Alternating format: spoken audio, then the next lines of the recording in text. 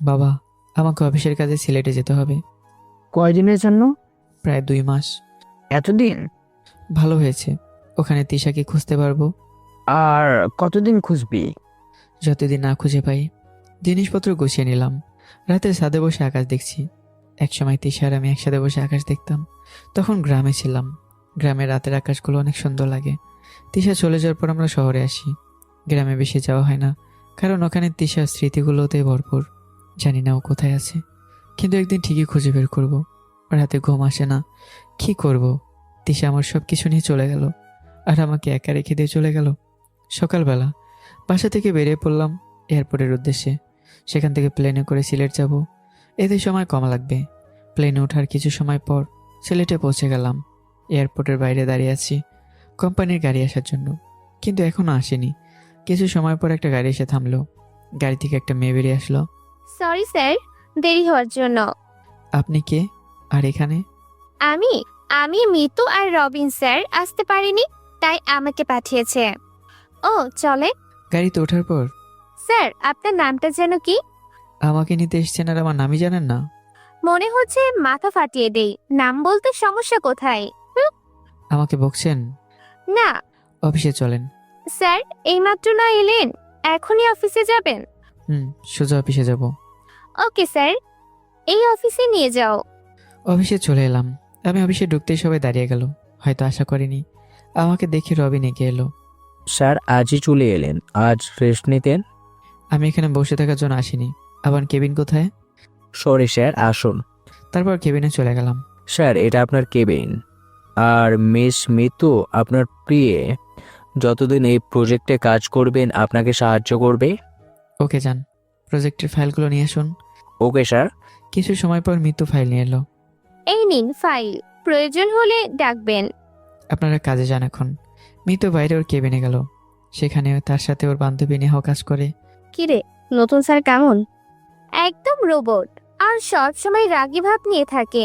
আমার ওনাকে দেখে ভয় লাগে। আমি আগে জানতাম, রবিন স্যার বলেছিল নতুন যে আসে উনি অনেক রাগী। আগে বলিসনি কেন? তোকে বলতে চেয়েছিলাম, তুই শুনিসনি। এর সাথে কাজ করব কিভাবে? এত রাগ দেখানো ছাড়া আর কিছুই পারে না। কি আর হবে, বেশি করলে যা হয়। আমি তো ভেবেছিলাম যা ভেবেছিলি তার উল্টো। রবিন স্যারকে বলে আমার জায়গায় অন্য কাউকে দিতে বলবো। কেউ যাবে না অফিসে, ঢুকে যা দিল তাতে কেউ রাজি হবে না। তাহলে আমি শেষ। অফিসে কিছু কাজ দেখলাম। তারপর মৃত্যুকে ডেকে পাঠালাম, আর আমার জন্য কোথায় থাকার ব্যবস্থা হয়েছে সেখানে নিয়ে যেতে বললাম। মৃত্যু আমাকে সেখানে নিয়ে গেল। স্যার, আপনি এখানেই থাকবেন, আর আপনার জন্য উনি রান্না করবেন। একটা লোককে দেখিয়ে বলল, আর কোনো প্রয়োজন হলে যাতে তাকে কল করি, সে পাশেই থাকে। আপনার নাম্বারটা তো দিয়ে যান। ও সরি, এই যে। তারপর মৃত্যু চলে গেল। আমি ফ্রেশ হয়ে নিলাম। রাতে সাথে বসে আছি আর তিশার কথা ভাবছি। আর 15 দিন পরেই আমাদের ষষ্ঠ বিবাহবার্ষিকী। ওকে অনেক মিস করছি। এগুলো ভাবতে ভাবতে ঘুমানোর জন্য রুমে আসলাম। সকালে আজ অফিস অফ ডে, তাই অফিসে যাওয়ার দরকার নেই। ঘুম থেকে উঠে একটু বাইরে গেলাম। নতুন জায়গা, কাল কিছু দেখা হয়নি, তাই হাঁটতে বেরোয়েছি। কিছু দূর হাঁটলাম, তখন দেখি একটা 6 থেকে 7 বছরের বাচ্চা ছেলে রাস্তা পার হতে যাচ্ছে, কিন্তু গাড়ির জন্য পার হতে পারছে না। আমি পার করে দেব? না। তুমি তো পার হতে পারছো না। মা অপরিচিতদের সাথে কথা বলতে না করেছে। আচ্ছা, আঙ্কেল পার করে দেন। একটু আগে না করলে যে। এখন না গেলে লেডি গুন্ডাটা অনেক মারবে। মারবে? লিজা ওর জন্য চকলেট কিনতে এসেছিলাম। ও তাই? চলো তো দেখি কে লিজা। আমাদের উপরতলায় থাকে, পিচ্চি মেয়ে, শুধু আমাকে মারে। তুমি বড় হয়ে ওর কাছে মার খাও? আমি ওকে মারতে পারি না তো। আমি শুধু হাসলাম ছেলেটার কথায়। ওই যে লিজা দাঁড়িয়ে আছে। তোমার নাম কি? জিছান। জিসান যে মেয়েটাকে দেখালো, ওকে থেকে 3-4 বছরের মনে হলো। তিশার আমার সন্তানও হয়তো এতটুকু হয়েছে। আমি কাছে যেতে মেয়েটা আমার চারপাশ ঘুরে দেখছে। কি দেখছো? জেসান, এটা কে? তুমি আমাকে চেনো? না মামনি। তোমাকে কোথায় যেন দেখেছি, কোথায় দেখেছো মামনি? ঠিক মনে পড়ছে না। আচ্ছা পড়লে আমাকে বলো। তুমি কোথায় থাকো? ওই যে সামনে ওইখানে। যেখানে অ্যানাকোন্ডা থাকে সেখানেই? তোমাকে কে বলেছে ওখানে অ্যানাকোন্ডা থাকে? মিতু আন্টি ওইখানে না, একটা বড় সাপ থাকে। ওই সাপ রাগে ফুসফুস করে। মিতু আন্টি বলেছে? হুম। হঠাৎ করে মিতু আসলো। লিজা, জিসান কার সাথে কথা বলছো? অ্যানাকোন্ডার সাথে। স্যার, আপনি? হ্যাঁ, এদিকে আসলাম। এখানে এসে শুনে আমি যেখানে থাকি সেখানে নাকি অ্যানাকোন্ডা থাকে। আপনি দেখেছেন কখনো? স্যার? বাদ দিন, আপনি এখানেই থাকেন? হ্যাঁ, ভাবির বান্ধবীর মেয়ে আমাদের উপর তলায় থাকে। তাহলে পিচ্ছি? আপনি হাসতেও পারেন। মানে? না, কিছু না। চলুন স্যার, আমার পরিবারের সাথে সবার সাথে পরিচয় করিয়ে দেই। না, অন্য একদিন। আজ আসি। আমি এখান থেকে চলে আসলাম। আমি চলে আসার পর মিতু, লিজা আর জিসানকে নিয়ে ভিতরে গেল। যেতে মিতুর ভাবি মিতুকে বলে, প্রিয় ননদিনী, ছেলেটা কে ছিল যার সাথে এতক্ষণ কথা বলেছিলে? ওই অ্যানাকন্ডাটা। মানে তোর বস? মিতু দরজার দিকে তাকিয়ে দেখে তিশা। কালকেই তো বললাম তোর প্রেমের ফেল, তাহলে দেখবি আর রাগ দেখাবে না। হ্যাঁ, তিশা ঠিক বলেছে।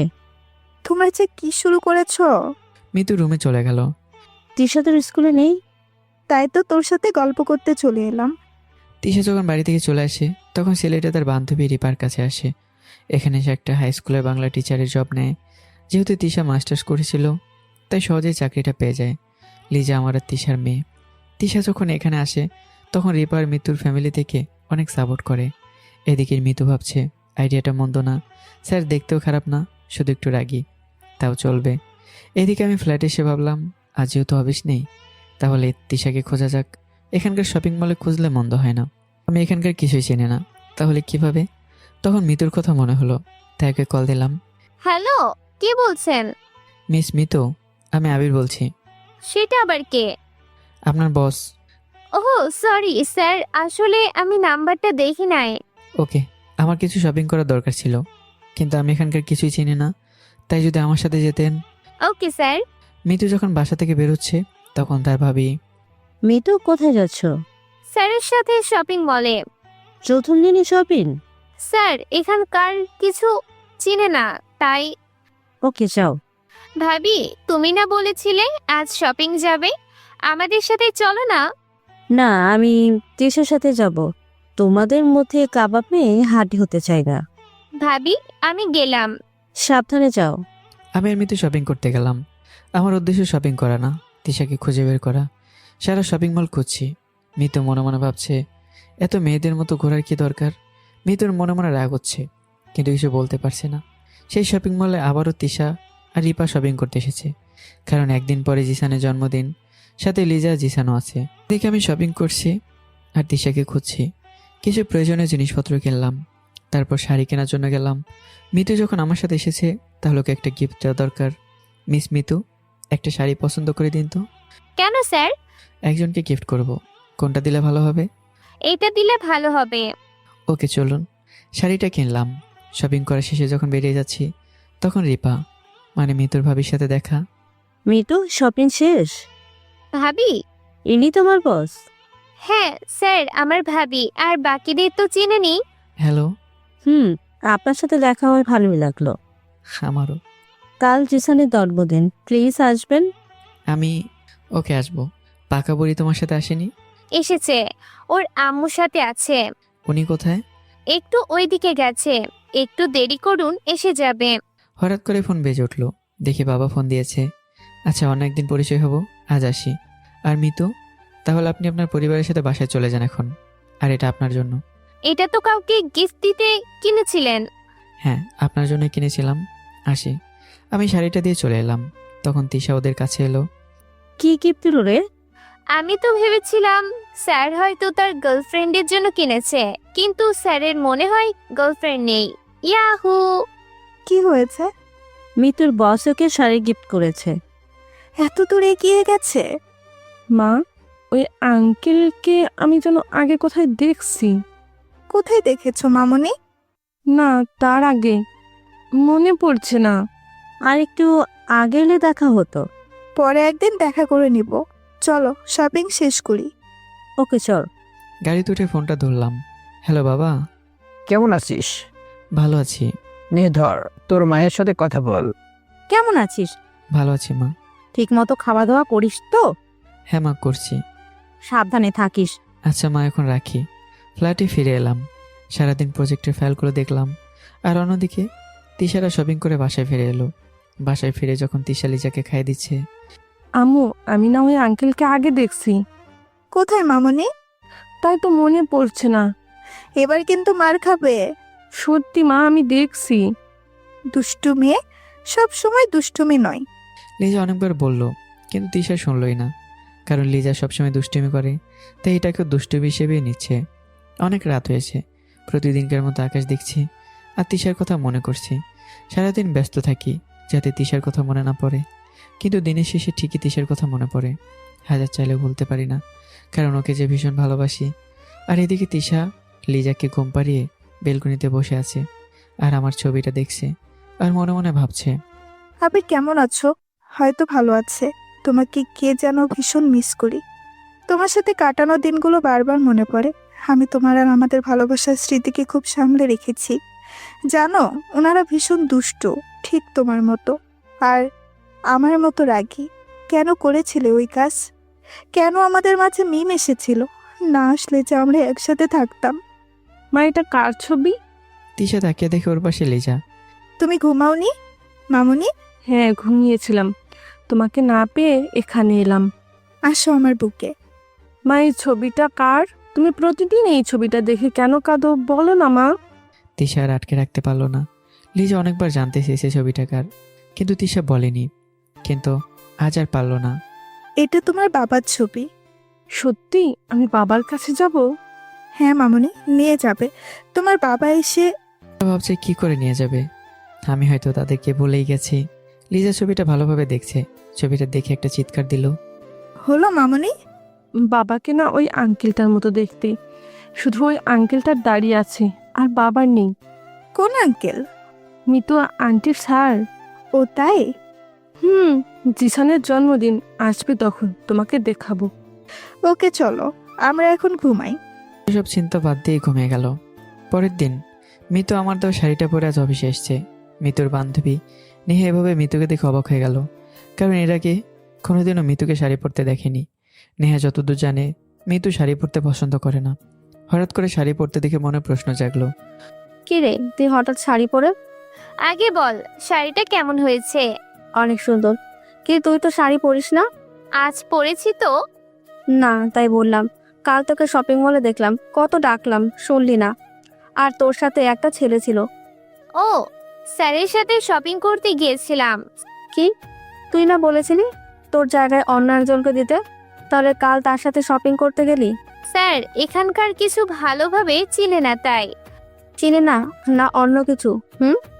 আরে কিছুই না।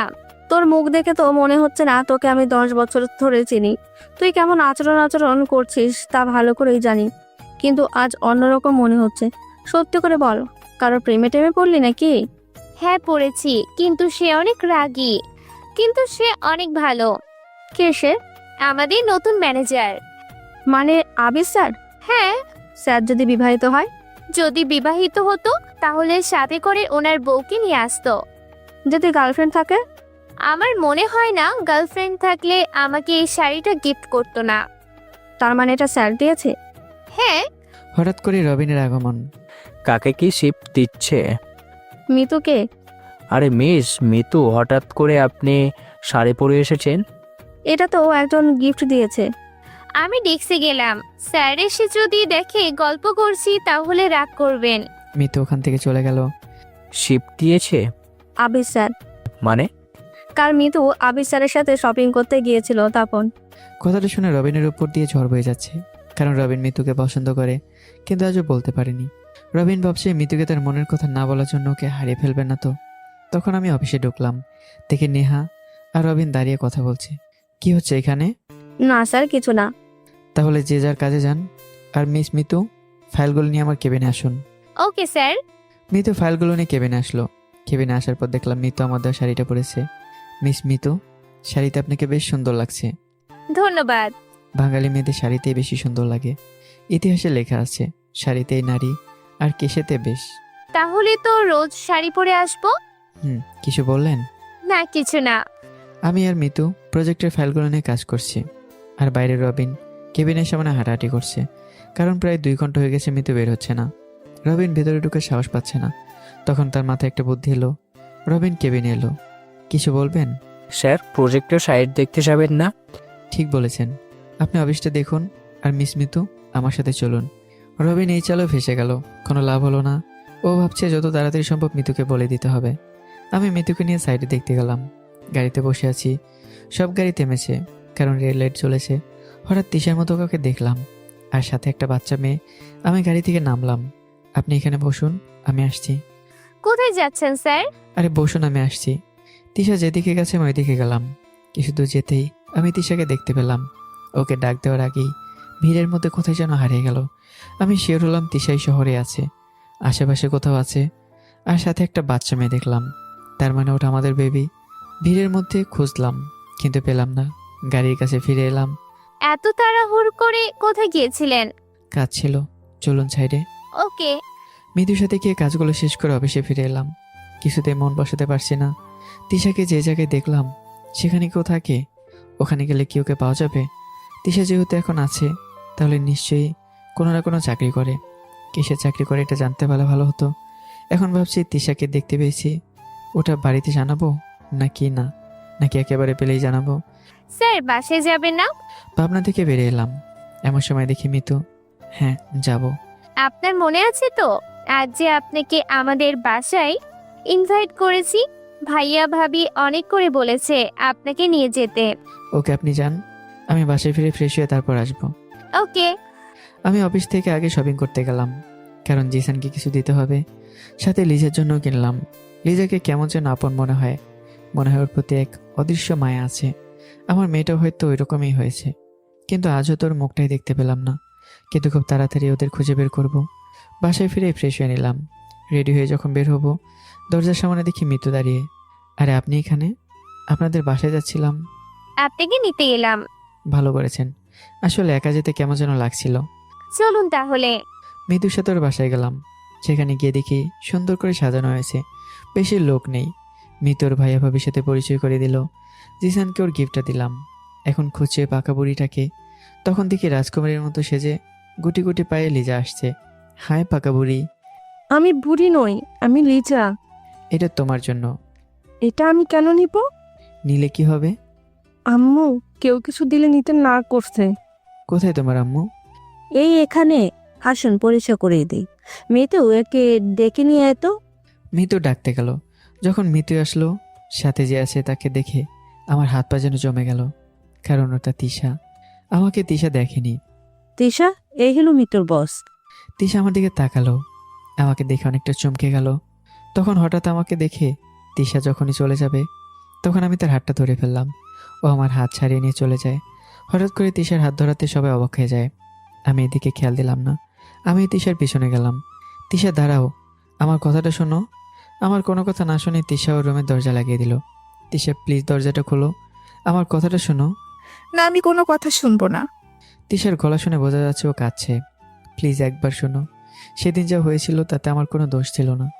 আমি কোনো কথা শুনতে চাই না। অনেক চেষ্টার পরেও খুললো না। আমি আবার মৃতদের ফ্ল্যাটে ফিরে এলাম। সবাই আমার দিকে প্রশ্ন নিয়ে তাকিয়ে আছে। আমি লিজার কাছে গেলাম।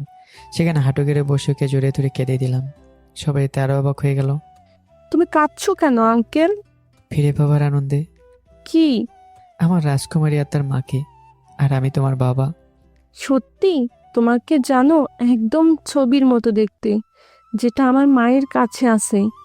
তুমি দেখেছো? আম্মু তোমার ছবি দেখিয়ে বলেছে এটা তোমার বাবা, কিন্তু ওখানে তো দাড়ি নেই। পাকা বুড়ি, তখন তো আমার দাড়ি ছিল না। ওকে ছাড়ো।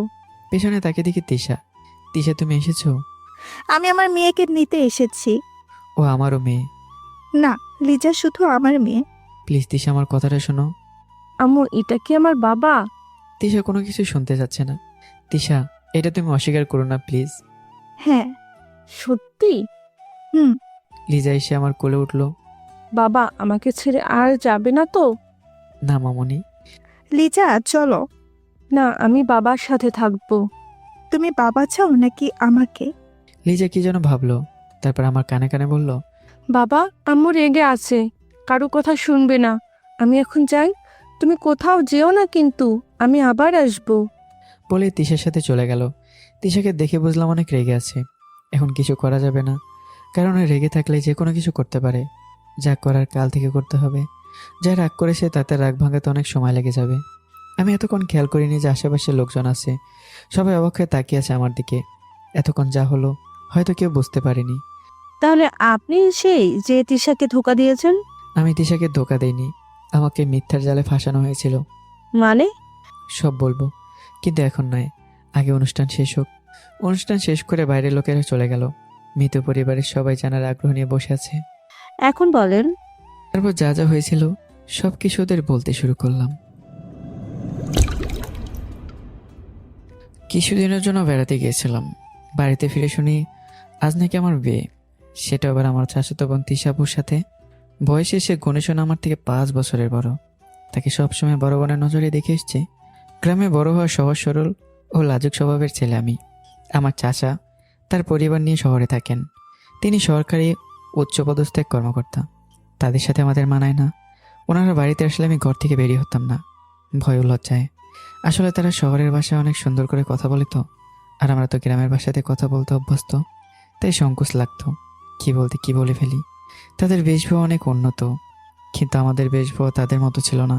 সব মিলে নিজেকে মনে হতো আমি তাদের কোনো দিক দিয়ে যোগ্য না। আর তিশা আপু, তাকে দেখলে 10 হাত দূরে থাকতাম। তাকে দেখে কেন জানি মনে হতো সে অনেক রাগী। আমার সাথে কথা খুব কম বলতেন।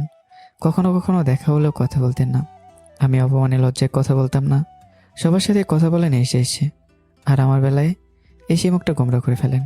আমি রুমের সায়নার সামনে দাঁড়িয়ে নিজেকে দেখতাম। আমার ভিতরে কমতি কি সেটা দেখার জন্য। আপু কেন কথা বলেন আমার সাথে, এসব ভেবে খুবই কষ্ট পেতাম। ওনার সাথে কথা বলতে খুবই ইচ্ছে করতো, কিন্তু বলতে গেলে কিসের জন্য জড়তে এসে ভিড় জমাতো মনের মধ্যে। তিশাবু দেখতে কিন্তু পরীর মতোই সুন্দর। পরী বললে হয়তো ভুল হবে, আমার কাছে তার থেকেও বেশি সুন্দর লাগে। আমি তো পরী দেখিনি, তবে সবাই বলে পরী না কেউ অনেক সুন্দর। এখন কি করব ভেবে পাচ্ছি না। ওনার সাথে বিয়ের কথা শুনে আমার হাত পা ভয়ে জমে গেল। সে না কেমন বউ হবে ভাবতে গা শিউরে উঠল। এবার চলুন একটু পরিচয়টা দিয়ে নেই। আমি আবির মাহমুদ, এবার ইন্টার 2য় বর্ষ। আমার বাসা চাঁপাইনবাবগঞ্জ। আর তিশা আপু মাস্টার্সে, তাদের বাসা রাজশাহী। আমি তার যোগ্য নই। সে আমার থেকে শত ভালো ছেলে ডিজার্ভ করে। তাও বিয়ে ব্যাপারটা ঠিক বুঝতে পারলাম না। আম্মুকে ডাকলাম আর বললাম, আম্মু এইসব আমি কি শুনছি? আমাকে এসব বলিস না, তোর বাবাকে গিয়ে বল আমি বলতে গিয়েছিলাম একটা বুড়ি মেয়ের সাথে আমার ছোট ছেলের বিয়ে দিই কিভাবে। বাবা কি বলল? আমার কথা শুনে সে বলে তোমাকে বিয়ে দিতে কে বলেছে, এসব বিষয়ে দেওয়ানগিরি করতে এসো না, বড় মেয়েকে বিয়ে দিয়েছ নিজের ইচ্ছায়। দেখো তার পরিণতি কি হচ্ছে, এখন সারা জীবন মেয়ের কষ্টমাখা মুখ দেখতে হবে। তুমি কিছু বলনি? আমি তো তোর বাবার এই একটা কথাতেই থেমে গেলাম, আর কি বা বলতাম আমি বল। তাই বলে আমাকে আমার থেকে বয়সে বড় মেয়েকে বিয়ে করতে হবে? তুমি কিছু করতে পারবে না আম্মু? না, তুই গিয়ে তোর বাবাকে বল এই সম্পর্ক তোকে সারা জীবনভর বয়ে নিয়ে বেড়াতে হবে। জীবনটা তোর, অন্য কারো না। তাই দেরি না করে তোর বাবাকে বল আমি এই বিয়ে করতে পারবো না, তারপরেরটা পরে দেখা যাবে। আমি কিন্তু আব্বুকে জমের মতো ভয় পাই, আবার অনেক ভালোবাসি। বাবা বুঝি আমাদের কথোপকথন শুনতে পেয়েছে, তাই তিনি গলা হাসা দিয়ে ভিতরে ঢুকলেন। আমি ভয়ে জড়সড় হয়ে গেলাম। আব্বু এসে আমার পাশে বসে আমার মাথায় হাত বুলিয়ে দিয়ে বললেন, তোমার মতামত না নিয়ে আমি অনেক বড় একটা সিদ্ধান্ত নিয়েছি। এরপর বাবা আমার হাত দুটো তার হাতের মাঝে রেখে বলল, আমাকে ফিরিয়ে দিও না। আজ এক পিতা তার সন্তানের কাছে পিতা হওয়ার অধিকার নিয়ে কিছু চাইতে এসেছে। তুমি কি আমার সে চাওয়াকে সম্মান করতে পারবে? তাই বলে বয়সে বড় মেয়েকে আর এখন বিয়ে? আমি কি তোমার জন্য এমন সিদ্ধান্ত নিয়েছি যে যাতে তোমার খারাপ হতে পারে? আর 2-3 বছর পরে বিয়ে তো করতেই হবে, আগে করলে সমস্যা কি? আমার কাছে এর আর কোনো যুক্তি নেই, তাই রাজি হওয়া ছাড়া উপায় নেই। আপনি যেমন চাইবেন তেমনই হবে। আর বেশি কিছু বলতেই পারলাম না। ভয় নাকি ভালোবাসার কারণে বুঝতে পারলাম না। বাবা বললেন তিশা অনেক ভালো মেয়ে। আমি মনে মনে বললাম, তোমার কাছে তো ভালো হবেই, কারণ সে যে তোমাকে অনেক পছন্দ করে। কিন্তু আমাকে তো করে না। যখন বিয়েবাড়িতে পৌঁছালাম তখন দেখলাম মাত্র কয়েকজন মানুষ। বাড়ি সাজানো হয়নি। আমার সব স্বপ্নগুলো ভেঙে চুরমার হয়ে গেল। আমি এভাবে বিয়ে করতেই চাইনি। বড় করে অনুষ্ঠান করে বন্ধুদের নিয়ে করতে চেয়েছিলাম। একেবারে সাদামাটাভাবে বিয়েটা হলো। চাচিকে দেখলাম কেমন যেন মুখটা বন্ধ করে আছে। সম্ভবত ওনার এই বিয়েতে মত নেই, না থাকারই কথা। আমার মতো বেকার অযোগ্য ছেলের সাথে কোনো মা তার মেয়েকে বিয়ে দিতে চাইবে না। কিন্তু বাবা চাচা অনেক খুশি। এখন চিন্তার বিষয় হলো তিশাকে বিয়ে মানবে নাকি না।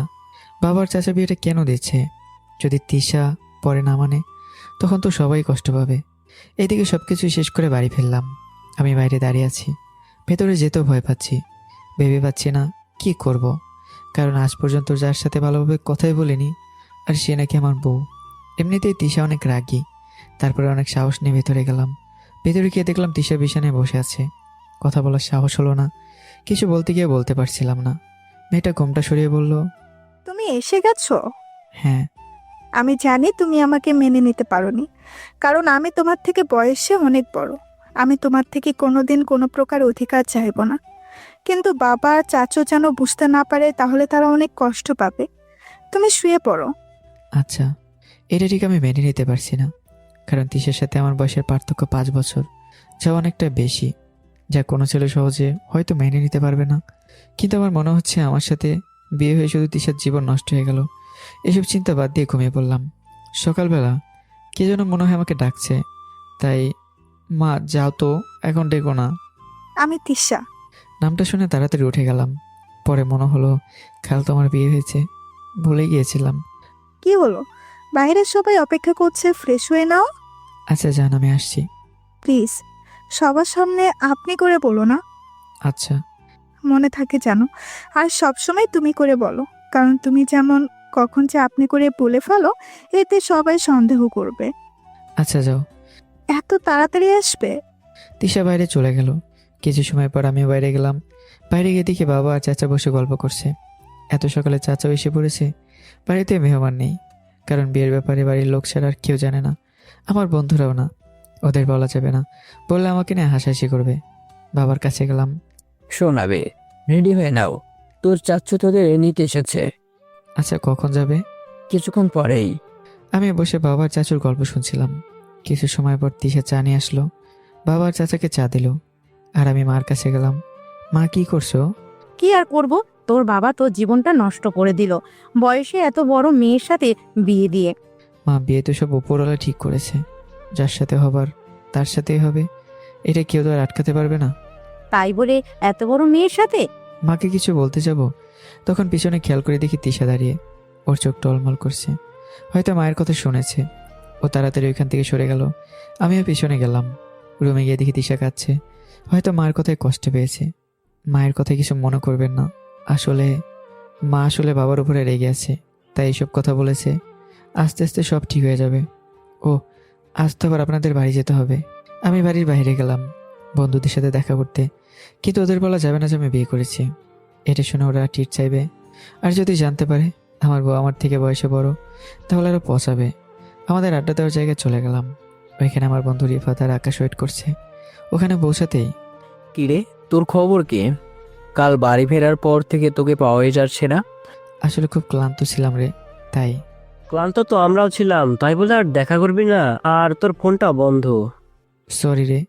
আমরা তো মনে করেছিলাম তুই হয়তো বেঁচেই নেই, তাই তো তোকে দেখতে যেতেছিলাম, তার আগে তুই এসে গেলে।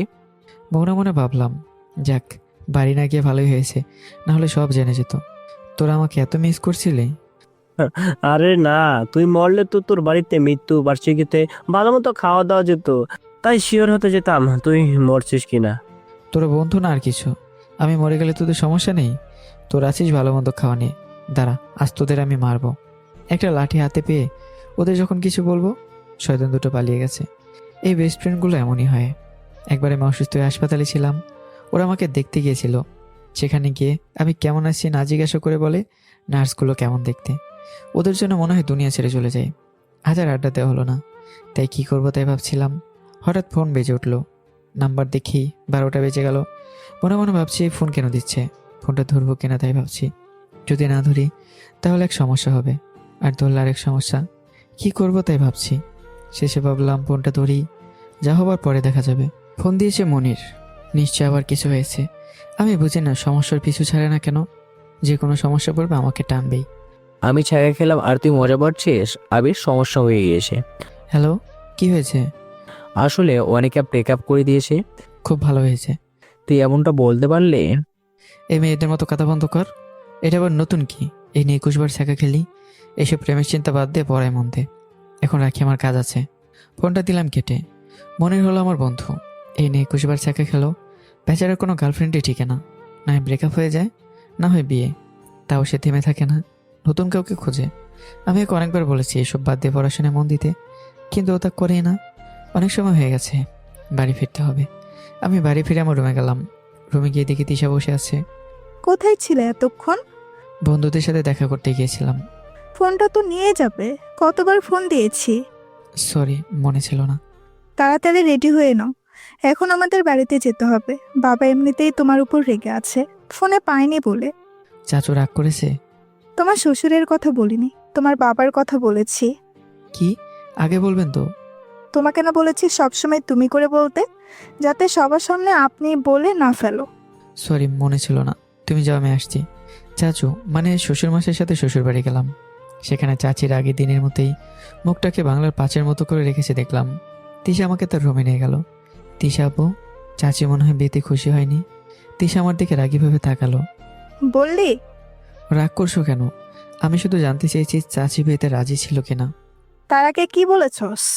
তিশা, আমি না এখন তোর বউ, আরেকবার যদি এই কথা বলিস তাহলে তোকে আমি।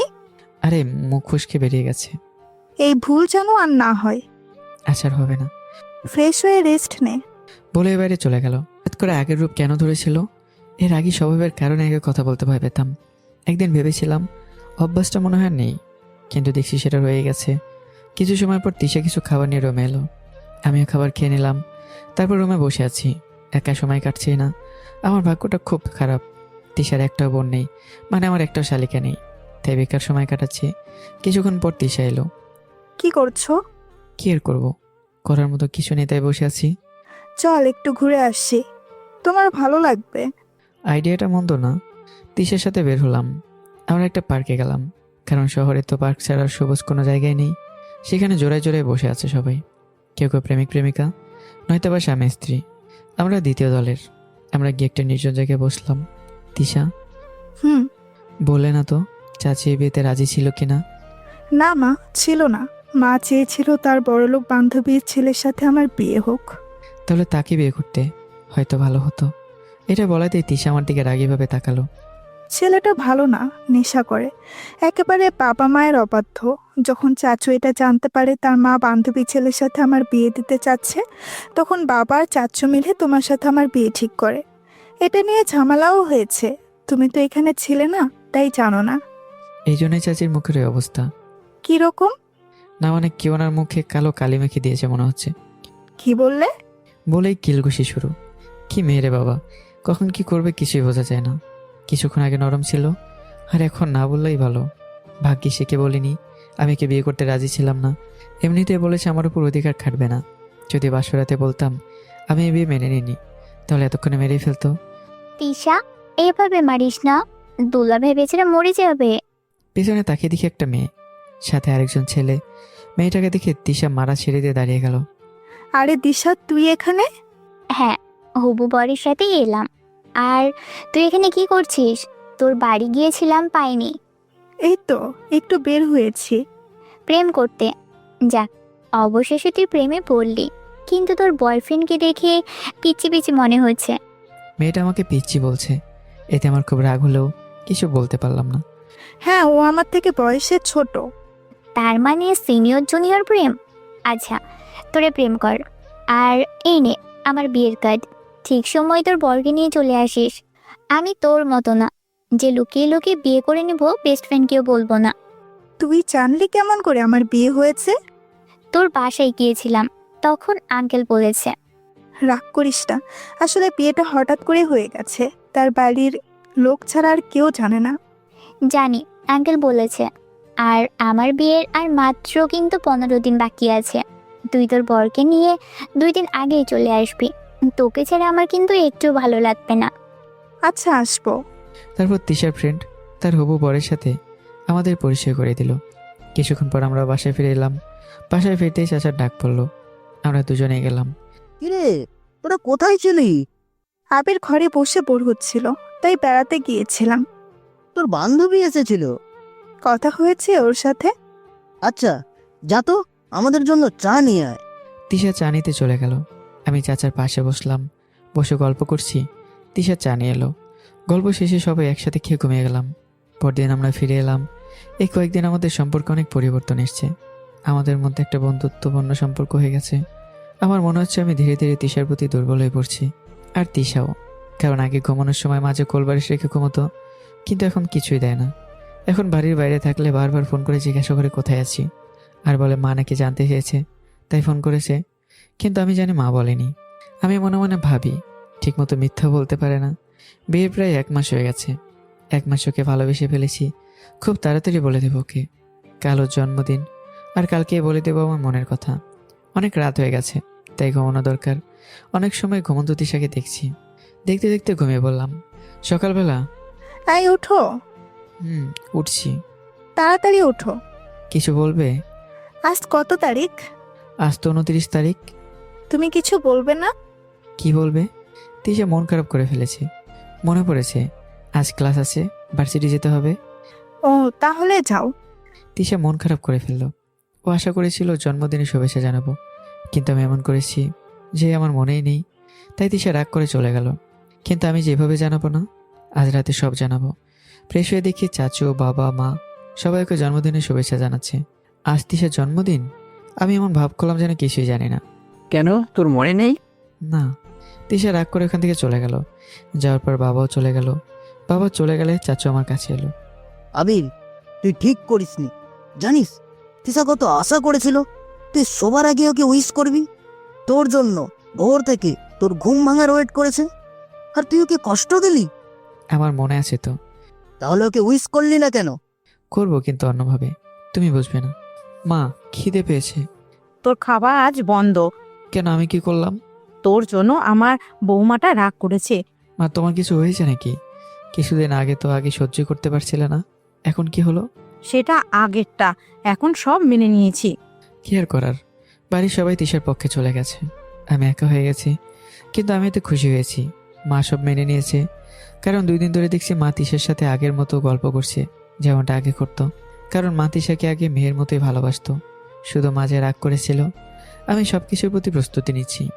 আমার রুমটাকে ভালোভাবে সাজালাম। তিশা সারাদিন রুমে আসেনি, তাই সহজে করতে পেরেছি।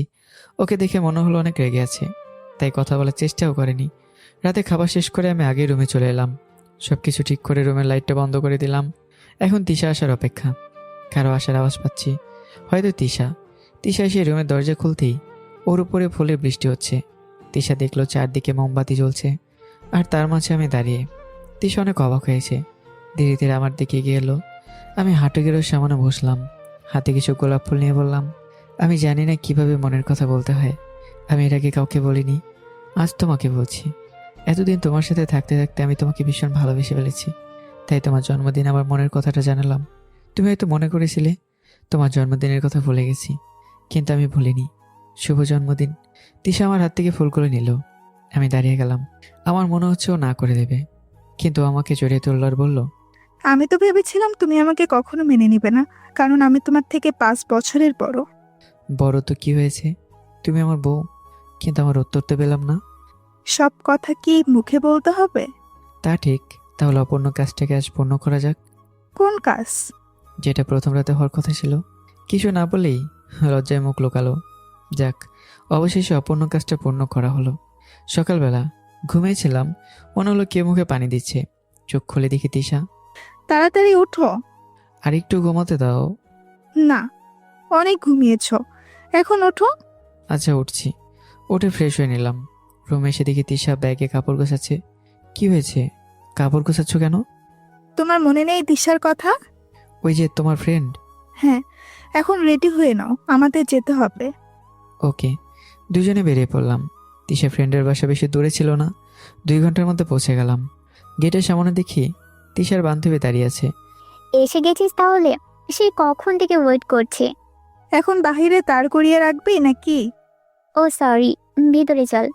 তিশা আমাদের ভিতরে নিয়ে গেল। ভেতরে কিছু মেহমান আছে, বিয়ে বাড়ি, তাই মেহমান আসা শুরু হয়ে গেছে।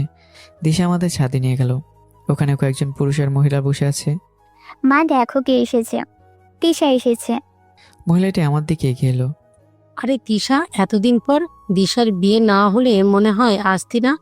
আমাদের তো ভাবিস না, তাই আগের মতো আমাদের বাড়িতে আসিস না, ভুলেই গেছিস। আন্টি আসলে সময় হয়নি, তাই আসা হয়নি। এখন তোকে বেশি প্রয়োজন। তোর বান্ধবীর বিয়ে, তোকে ছাড়া তো দিশা বিয়েতে বসবেই না। আর এটা কে? বলার সাথেই দিশা মাথা নিচু করলো, সম্ভবত লজ্জায়। আর দিশার মা উত্তরের জন্য অপেক্ষা করছে। মা, তুমি জানার পরেও বেচারিকে কেন লজ্জায় ফেলছো? তাহলে এটাই তিশার স্বামী? কিন্তু দেখে তো বাচ্চা মনে হয়। মা, আমি তাহলে ওদের রুম দেখিয়ে দিই। আচ্ছা, নিয়ে যা। দিশা আমাদের একটা রুম দেখিয়ে দিল, বললো ফ্রেশ হয়ে নিতে। দিশা যেতেই আমার এখানে আসাটা ঠিক হয়নি। কেন? দেখলা না, সবার সামনে আন্টি আমাকে বাচ্চা বলল। বাচ্চাকে বাচ্চা বলবে না তো কি বলবে? আমি বাচ্চা না তো কি? তারাও দেখাচ্ছি এই বাচ্চা কি করতে পারে। দিশার কোমরে হাত দিয়ে টান দিয়ে কাছে আনলাম। আমার ঠোঁট তার গোলাপি ঠোঁটের সাথে লাগিয়ে দিলাম। 1 মিনিট পর ফ্রেশ হতে বলেছি, প্রেম করতে নয়। এটা রাতেও করতে পারবে। আমি তাড়াতাড়ি দিশাকে ছেড়ে দিলাম। পিছনে তাকিয়ে দেখি দিশা হাতে একটা ট্রেতে 2 গ্লাস শরবত নিয়ে এসছে। প্রেম করতে চাইলে দরজাটা লাগিয়ে দাও, এটা বিয়ে বাড়ি। তুই এখানে? মা পাঠিয়েছে, বললো তোর বান্ধবী আর তার স্বামীর জন্য শরবত নিয়ে যা। অনেক জার্নি করে এসেছে তাই ক্লান্ত, কিন্তু এখানে এসে দেখি রোমান্স চলছে। দিশা আমার দিকে রাগীভাবে তাকালো। আমি তাড়াতাড়ি ফ্রেশ হতে বাথরুমে চলে গেলাম, না হলে আমার উপর দিয়ে ঝড় বয়ে যাবে। কিছুক্ষণ পরে বাইরে এলাম। বাইরে এসে দেখি দিশা রাগীভাবে এখনো আছে। তোমাকে আমি আরে আমি জানতাম কি যে তোমার বান্ধবী চলে আসবে। দরজা লাগাতে পারলে না? মনে ছিল না। তুমি এখানে দাঁড়াও, আমি ফ্রেশ হয়ে আসি, তারপর তোমাকে বলছি। দিশা ফ্রেশ হতে চলে গেল, আর আমি রুমে থেকে সরে পড়লাম, কারণ বাঘের শিকার কেউ হতেই চায় না। বাইরে এসে কয়েকজনকে দেখলাম, পুরো বাড়িটাতে কাউকেই চিনি না। তাই ছাদে গেলাম। ছাদে দাঁড়িয়ে আকাশ দেখছি। বিকেল হয়ে গেছে, 2 ঘন্টা পর সন্ধ্যা হয়ে যাবে। এখন ছাদে কেউ নেই, একা দাঁড়িয়ে আছি। দিশা থাকলে ভালোই হতো, কিন্তু ও যা রেগে আছে। কি করছেন? তাকে দেখে একটা মেয়ে। আপনি? আমি মিম, দিশা আপুর খালাতো বোন। আমি আমি কিছু বলতে যাব, তখনই দিশা এসে হাজির। তোমাকে আমি রুমে থাকতে বললাম না? আরে দিশা আপু, কেমন আছো? ভালো। তুমি কেমন আছো? ভালো, কিন্তু উনিকে? আমার স্বামী। তোমার বিয়ে হয়ে গেছে? হ্যাঁ, চলো। দিশা আমাকে টানতে টানতে নিচে নিয়ে এলো, রুমে এনে দরজা লাগিয়ে দিল। আমার মনে হলো আজ আমি শেষ।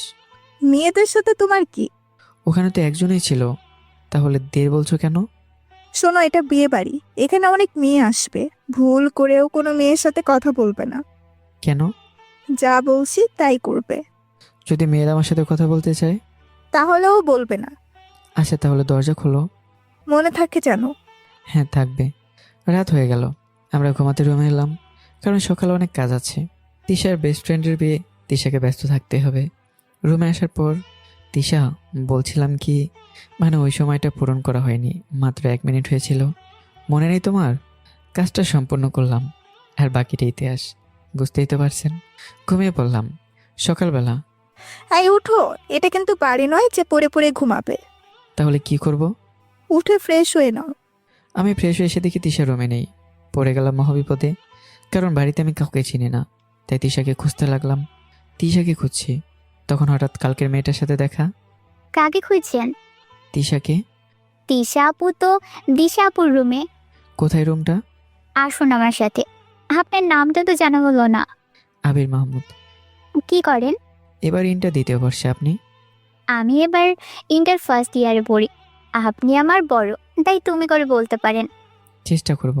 আপনি 2য় বর্ষে, সেই হিসেবে তো তিশা আপু আপনার বড়। হ্যাঁ, কিছুটা।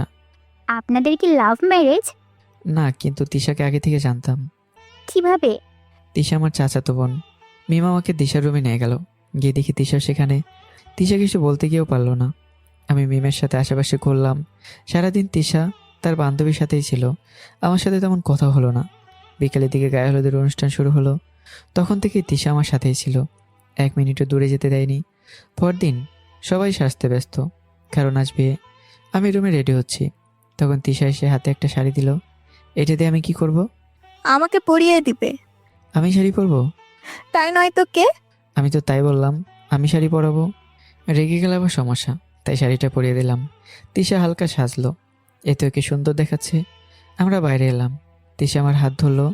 শোনো, হাত ছাড়বে না কিন্তু। কেন? আমি কি ছোট বাচ্চা নাকি? ছোট বাচ্চা নও, তার জন্যই তো হাত ধরে রেখেছি, নয়তো মেয়েদের সাথে লুতুপুতু করতে যাবে। কি বলছো এসব? দেখেছি মেমের সাথে কত হেসে কথা বলেছিলে। তুমি কি জেলাস ফিল করছিলে? তিশা আমার দিকে রাগীভাবে তাকালো। ওর এই চাহনি বলে দিচ্ছে ও জেলাস ফিল করছে আর ভয় পাচ্ছে আমাকে হারিয়ে ফেলার। আমার উপর যতই রাগ দেখাক না কেন, আমি বুঝি আমাকে কতটা ভালোবাসে। আর ভালোবাসার মানুষ অন্য কারোর সাথে কথা বলে জেলাস ফিল হওয়াটাই স্বাভাবিক। রাগলে তোমাকে আরও সুন্দর লাগে। তুমি কথা ঘোরানোর জন্য এটা বলছো। তোমাকে মেকআপ ছাড়া ওই ময়দা সুন্দরীদের থেকেও ভালো লাগে। তিশা আর কিছু বলল না। কিছুক্ষণ পর বরযাত্রী এলো। তিশা ওর বান্ধবীর কাছে গেল। আমি দাঁড়িয়েছিলাম, তখন মিম এলো। ওর সাথে কথা বলছি, তাও সাবধানে, কারণ তিশা দেখলে আমার 12টা বাজিয়ে দেবে। কিছুক্ষণ পর তিশা মেসেজ দিল, ছাদে যেতে বললো। এদিকে তিশা এখনো আসেনি। একটু পর তিশা ছাদে এলো। কি জন্য ডেকেছো? তোমাকে না করলাম না কোনো মেয়ের সাথে কথা বলতে? তুমি দেখে ফেলেছো? হ্যাঁ, তার জন্যই তো ডাকলাম। আর বাড়ি থেকে মা ফোন করেছিল। কেন? আজই বাসায় ফিরতে বলেছে। বাবা এক কাজে সিলেটে যাবে, আর মা বাড়িতে একা, এর জন্য। ও, তোমার বান্ধবী তোমাকে যেতে দেবে? হ্যাঁ, কিন্তু বিয়ে শেষ হওয়া পর্যন্ত থাকতে হবে। বিদায়ের আগেই চলে যাব। ওকে। তিশার আমি ছাদে বসে গল্প করছিলাম, কারণ নিচে কোলাহল। তিশার আর আমার এই কোলাহল পছন্দ নয়। ছাদে একটা বেঞ্চে বসেছিলাম। তিশা আমার কাঁধে মাথা রেখে আছে। আচ্ছা, আমাদের বেবি হলে তার নাম কি রাখবে? তুমি আবার বাচ্চা নিয়ে বললে কেন? দিশা চাচাতো ভাবির একটা বেবি আছে, দেখতে কি কিউট। তো আমাদের যদি অমন একটা ছেলে কিউট বেবি থাকতো তাহলে অনেক ভালো লাগতো। তুমি চাও তাড়াতাড়ি বেবে হোক? হ্যাঁ, মা বলেছিল তুমি বেবি পছন্দ করো। হ্যাঁ, করি। বেবি থাকলে তো তুমি আর আমাকে ছেড়ে যাবে না। মানে? আমি তোমার থেকে 5 বছরের বড়, তাই যদি কোনোদিন আমাকে ছেড়ে যাও, বেবি থাকলে তার জন্য হলেও আমাকে ছেড়ে যাবে না। পাগলি, আমাকে হারানোর ভয় পায়। হ্যাঁ। বলে 2 হাত দিয়ে আমার গলা জড়িয়ে ধরলো। ভয় পেও না, সারা জীবন আমি তোমারই থাকবো। তিশা আমাকে জড়িয়ে ধরে আছে। তখন একটা আওয়াজ আসলো। আপনি এইখানে? আপনার সমস্যা কোথায়? আপনি আমার পেছনে পড়ে আছেন কেন? কি হয়েছে তিশা? এই ছেলেটা কখন থেকে আমার পেছনে পড়ে আছে? কেন ভাই, কি সমস্যা আপনার? আপনি আমার ওয়াইফের পিছনে পড়ে আছেন কেন? উনি বিবাহিত। কেন ভাই, দেখে বুঝেন না সাথে কেউ নেই, সেখানে একটা ছেলে একটা মেয়ে বসে কথা বলছে। এটা দুটো হতে পারে, প্রেমিক প্রেমিকা, নয় স্বামী স্ত্রী। সরি, ভুল হয়ে গেছে। এটা বিয়ে বাড়ি। আমার জানা মতো এই বাড়িতে যত মেয়ে আছে সবাই বিবাহিত, তাই মেয়েদের পেছনে না পড়ে বিয়েটাকে এনজয় করুন। ছেলেটা চলে গেল। আমার রাগ এখনো কমেনি। রোমান্টিক মোডে ছিলাম, ছেলেটা সে সব নষ্ট করে দিল। বিয়ে শেষ। বিয়ের আগে আমরা চলে এলাম, কারণ মা বাড়িতে একা ছিল। এভাবে আমাদের ভালোবাসায় সময় চলতে লাগলো। আমাদের মধ্যে ভালোবাসার কোনো কমতি ছিল না। বিয়ের 1 বছর হয়ে গেছে, তবু আমাদের মধ্যে কোনো ঝগড়া হয়নি। অনেক সুখে দিন কাটছিল, কিন্তু এটা বেশি দিন থাকলো না। আমাদের মাঝে তৃতীয় ব্যক্তি আসলো, যার জন্য দিশা আমাকে ভুল বুঝে আমার থেকে অনেক দূরে চলে যায়। আর এই তৃতীয় ব্যক্তিটা ছিল মিম, যার সাথে 1 বছর আগে বিয়েতে দেখা হয়েছিল। দিনগুলো ভালোই কাটছিল। তিশার আমার 1 বছর কিভাবে কেটে গেছে বুঝতেই পারিনি।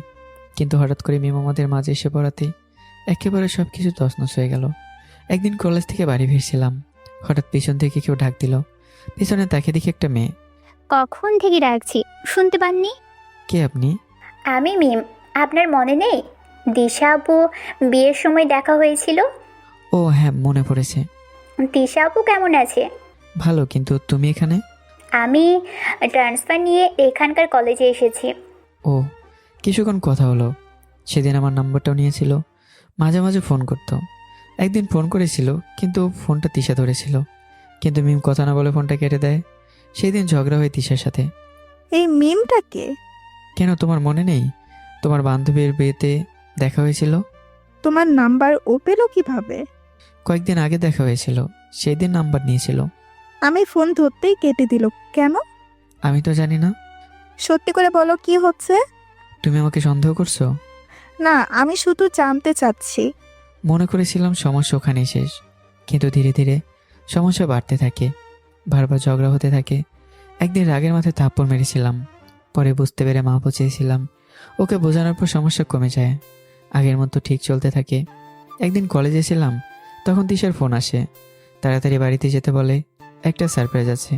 আমি তাড়াতাড়ি বাড়িতে ফিরে যাই, কিন্তু বাড়িতে যাওয়ার পর দেখি বাবা আর মা তিশা একসাথে বসে আছে। দেখে মনে হলো সবাই রেগে আছে। আমি যেতেই সবার সামনে তিশা আমাকে থাপ্পড় মারলো। তুমি আমাকে ধোকা দিবে ভাবতেও পারিনি। আমি করি সেটা কি? তুমি জানো না, নাটক করা বন্ধ করো। সত্যি আমি জানি না। মা এতদিন যা বলেছে সব ঠিক ছিল, তোমার প্রতি অন্ধবিশ্বাসের কারণে এতদিন তা বুঝিনি। কি বলছো এসব? আমি বাড়ি ফিরে যাচ্ছি, আমাকে আর ফিরিয়ে আনার চেষ্টা করবে না। আরো অনেক কথা বলে তিশা চলে গেল। বাবা মা আমার উপর রেগে আছে।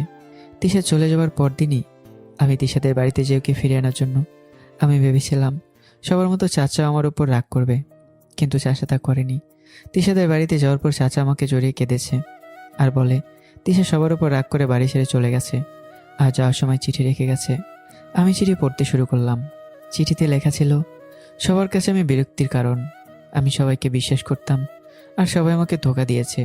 সবচেয়ে কাছের মানুষগুলো এভাবে ধোকা দেবে আমি ভাবতে পারিনি। আবির, তুমি তো বলেছিলে সারা জীবন তুমি আমারই থাকবে, কেউ কেড়ে নিতে পারবে না তোমাকে আমার থেকে। তাহলে আমাদের মাঝে মিম কেন এলো? বলতে পারতে আমাকে তোমার আর প্রয়োজন নেই, আমি চলে যেতাম তোমার জীবন থেকে। এভাবে ধোকা কেন দিলে? আমি চাই তুমি সবসময় ভালো থাকো। তোমার ভালোবাসার মানুষের মাঝে আমি কাটা হয়ে থাকতে চাই না, তাই আমি দূরে সরে গেলাম। যদি কখন আমার প্রয়োজন হয় বলো, আমি চলে আসবো।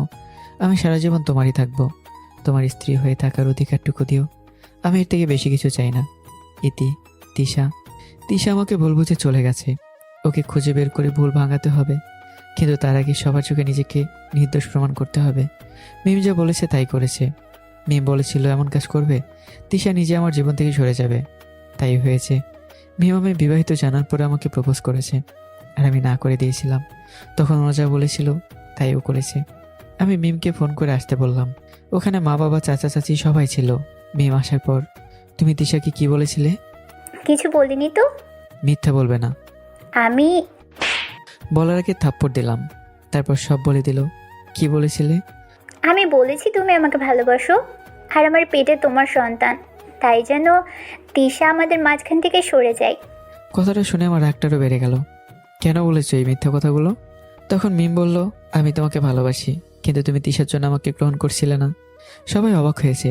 মিমকে মেরে ফেলতে ইচ্ছে হচ্ছে। ওকে যখনই কিছু বলতে যাব তখনই ওখানে তিশার বান্ধবী দিশা আসে আর বলে মিম মানসিকভাবে অসুস্থ। 6 মাসে একটা অ্যাক্সিডেন্টে ওর মা বাবা মারা যায়, যার কারণে ও মানসিকভাবে আঘাত পায়। আমি জানতাম না মিমের মা বাবা মারা গেছে। এখন বুঝছি, যতবার মিমের সাথে দেখা হয়েছে তখন আজব ব্যবহার করেছে। তখন বুঝতে পারিনি ওকে কিছু বলা যাবে না, কারণ ও অসুস্থ। ও কি করে ও নিজেই জানে না। দিশা ওকে নিয়ে চলে গেল, কিন্তু চাচি কেন এসব করালো? চাচা চাচিকে বলল, তুমি এসব কেন করালে? আমি চেয়েছিলাম আমার বান্ধবীর ছেলের সাথে আমার মেয়ের বিয়ে দিতে। ওরা কত বড় লোক ছিল, কিন্তু তুমি তোমার ভাইয়ের ছেলের সাথেই বিয়ে দিলে। তুমি যে ছেলের সাথে বিয়ে দিতে চেয়েছিলে, ছেলেটা ভালো ছিল না, সব খারাপ স্বভাব ছিল ছেলেটার মধ্যে। আর আবির তার থেকে ভালো, কত সুখে ছিল তিশা, আবিরকে নিয়ে ভালো ছিল। কিন্তু তুমি তোমার নিজের মেয়ের সংসারটা নষ্ট করে দিলে। চাচি আপনি এটা কেন করলেন? তুই কি আমার মেয়ের যোগ্য ছেলে? এখন তো খুশি হয়েছো? তুমি ওদের আলাদা করতে চেয়েছিলে, করেছো। তোমার জন্য আমার মেয়েটা বাড়ি ছেড়ে চলে গেছে। আমরা তিশাকে খোঁজার জন্য কাজে লেগে পড়লাম। চাচি এখন তার ভুল বুঝতে পেরেছে, কিন্তু এখন বুঝে লাভ নেই। সব থেকে বড় ক্ষতি করে চাচা এখন চাচির সাথে কথা পর্যন্ত বলে না। আমি তিশাকে খুঁজেই চলেছি, কিন্তু কোথাও খুঁজে পেলাম না। তাহলে কি কোনোদিন ওকে খুঁজে পাবো না? এভাবে দেখতে দেখতে কেটে গেল 5টি বছর। 5 বছর পর আজও তিশাকে খুঁজে পাইনি। অভিমান করে কোথায় চলে গেছে সেটা জানতেই পারিনি। আজও তিশাকে আর আমাদের সন্তানকে খুঁজেই চলেছি।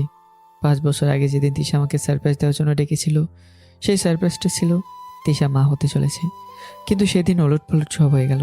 আমি খবরটা জানতে পারি তিশা চলে যাওয়ার 7 দিন পর, যখন আমি আলমারি চেক করেছিলাম সেখানে কাগজটা ছিল। আমার অতীতের সব কথা শোনার পর, তাহলে এইসব হয়েছিল? হ্যাঁ, তাহলে তিশাকে বলেননি কেন? সব বল ভাঙানোর জন্য তো তাদের বাড়ি গিয়েছিলাম, কিন্তু পাইনি। তিশা আমার উপর রাগ করে আমার বাড়ি ছেড়ে চলে এসেছিল, কিন্তু নিজের বাড়ি থেকে কেন চলে এসেছিল তার উত্তর আজও পাইনি। তাহলে তিশাকে বলেননি কেন? তিশা আমাকে বলেনি, শুধু আপনার সাথে যা হয়েছিল তাই বলেছে। যা হবার তা হয়েছে। এখন যখন ওকে ফিরে পেয়েছি আর হারাতে চাই না। এবার আপনাদের সাহায্য লাগবে। কি সাহায্য? তিশার রাগ ভাঙানোর জন্য আর সত্যিটা ওকে জানাতে হবে। ওকে আমরা করব, কিন্তু ও যেন জানতে না পারে আমরা আপনাকে সাহায্য করছি। ওকে, আজ আসি, কাল আসবো, আর কাল থেকে শুরু হবে। কাল সকাল 7টার আগে আসবেন, কেন? না হলে ওকে পাবেন না। আসলে ও একটি স্কুলের টিচার। ওকে, আমি চলে এলাম। বাসায় আসার পর মা বাবাকে ফোন করলাম। হ্যালো, বাবা, তিশাকে পেয়ে গেছি। কি? হ্যাঁ, কোথায়? এই সিলেটেই। তুমি তাড়াতাড়ি চাচাকে জানো। হ্যাঁ, জানাচ্ছি। আর আমরা পরশু আসছি। আরেকটা কথা, কি? যখন বাড়ি থেকে চলে এসেছিল তখন ও প্রেগন্যান্ট ছিল। হ্যাঁ, তাই? তুমি দাদা হয়েছো। আর একটা ছোট রাজকুমারী আছে। কি? আমরা খুব তাড়াতাড়ি আসছি। জানো বাবা, ওনা ভীষণ দুষ্ট। তোমরা তাড়াতাড়ি চলে এসো। ফোনটা কেটে দিলাম। আজ আমি ভীষণ খুশি। 5 বছর পর তিশাকে খুঁজে পেলাম। কিন্তু তিশা ভীষণ রেগে আছে।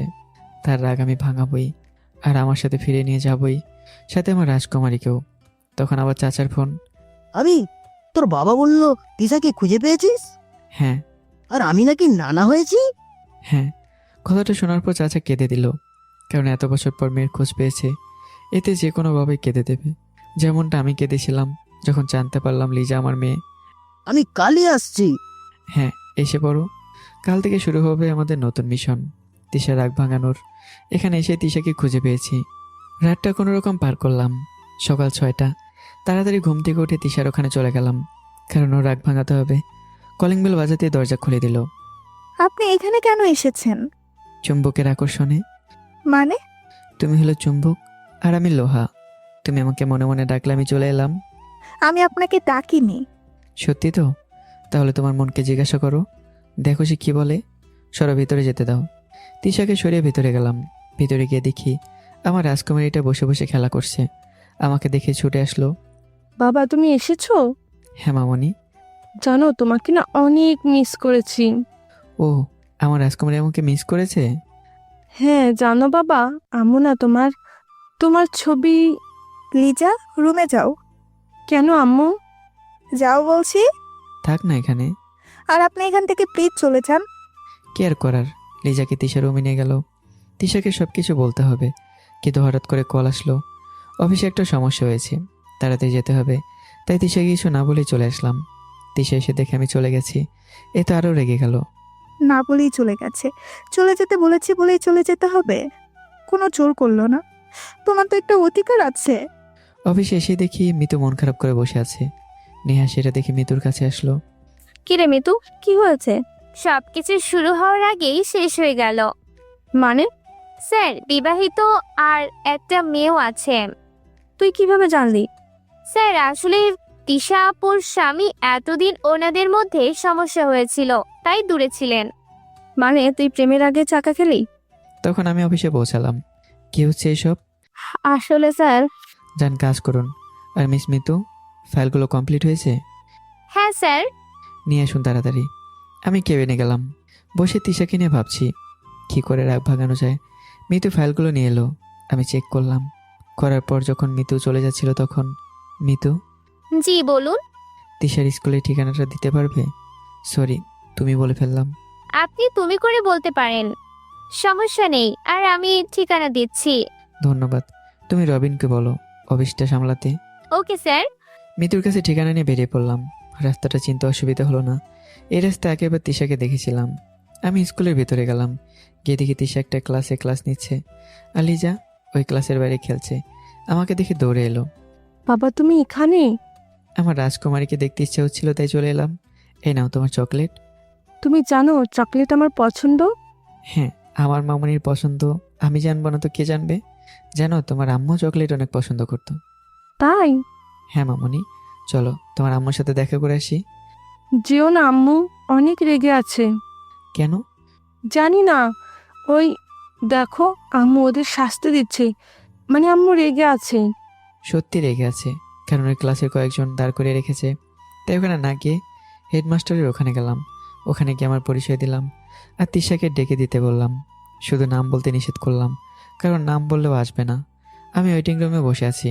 কিছুক্ষণ পরে তিশা এলো। তিশা আমাকে দেখেনি, কারণ আমি অন্যদিকে ঘুরে দাঁড়িয়ে আছি। হ্যালো, আমি ঘুরলাম। তুমি? হ্যাঁ, তোমাকে দেখতে এলাম। এখানে কেন এসেছেন? তিশা, একটু আগে তুমি করে বললে আর এখন আপনি? আমার ইচ্ছে হয়েছে তাই বলছি। এসব কথা বাদ দাও, আর আমার কথাটা শোনো। কি শুনবো? সেদিন যা হয়েছিল সব মিথ্যা ছিল। কি মিথ্যা? সেদিন যা হয়েছিল? হ্যাঁ, সব মিথ্যা ছিল। তাই এখানে কি করতে এসেছো? তোমাকে ফিরিয়ে নিয়ে যেতে। আমি ফিরে যাব না। তিশা, সেদিন যা হয়েছিল তুমি জানো না? সব কিছু হয়েছিল আমাদের আলাদা করার জন্য। আমি আর কিছুই শুনতে চাই না। প্লিজ একবার শোনো। না, আমি কিচ্ছু শুনবো না। আর যদি বেশি বাড়াবাড়ি করেন তাহলে কিন্তু আমি এখান থেকে চলে যাব। ওকে, ওটা বাদ দাও। তুমি তো বলেছিলে যদি কখনো তোমার প্রয়োজন হয় তোমাকে ডাকতে। আজ তোমাকে আমার দরকার।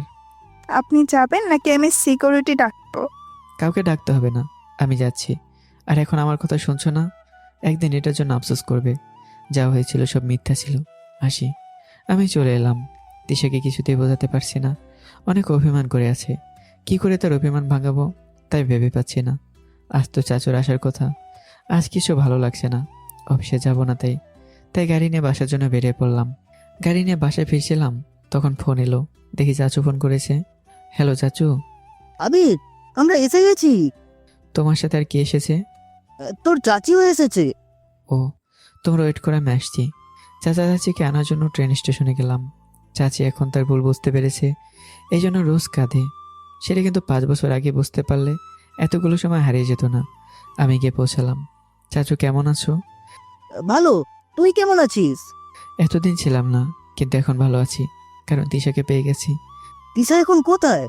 চাচা চাচির দিকে রাগীভাবে তাকালো। চাচা আজও চাচিকে ক্ষমা করেনি। চাচু চলো গাড়িতে সব বলি। গাড়ি চলতে থাকলো। তিশার সাথে সব ঠিক হয়ে গেছে? না চাচু, ও এখন অভিমান করে আছে। তুই সবকিছু বলেছিস? না, বলতে পারিনি। তুমি তো ওকে জানো, যখন রাগ করে তখন কারো কথা শোনে না। তা ঠিক। আর আমার নাতনি? ওর সাথে বিকেলে দেখা করাবো। এখন নয় কেন? তোমার মেয়ে আমাকে বেশিক্ষণ দেখা করতে দেয় না। তোমাদের দেবে কিনা জানি না। একদম ঠিক বলেছিস। চাচা চাচিকে নিয়ে বাসায় এলাম।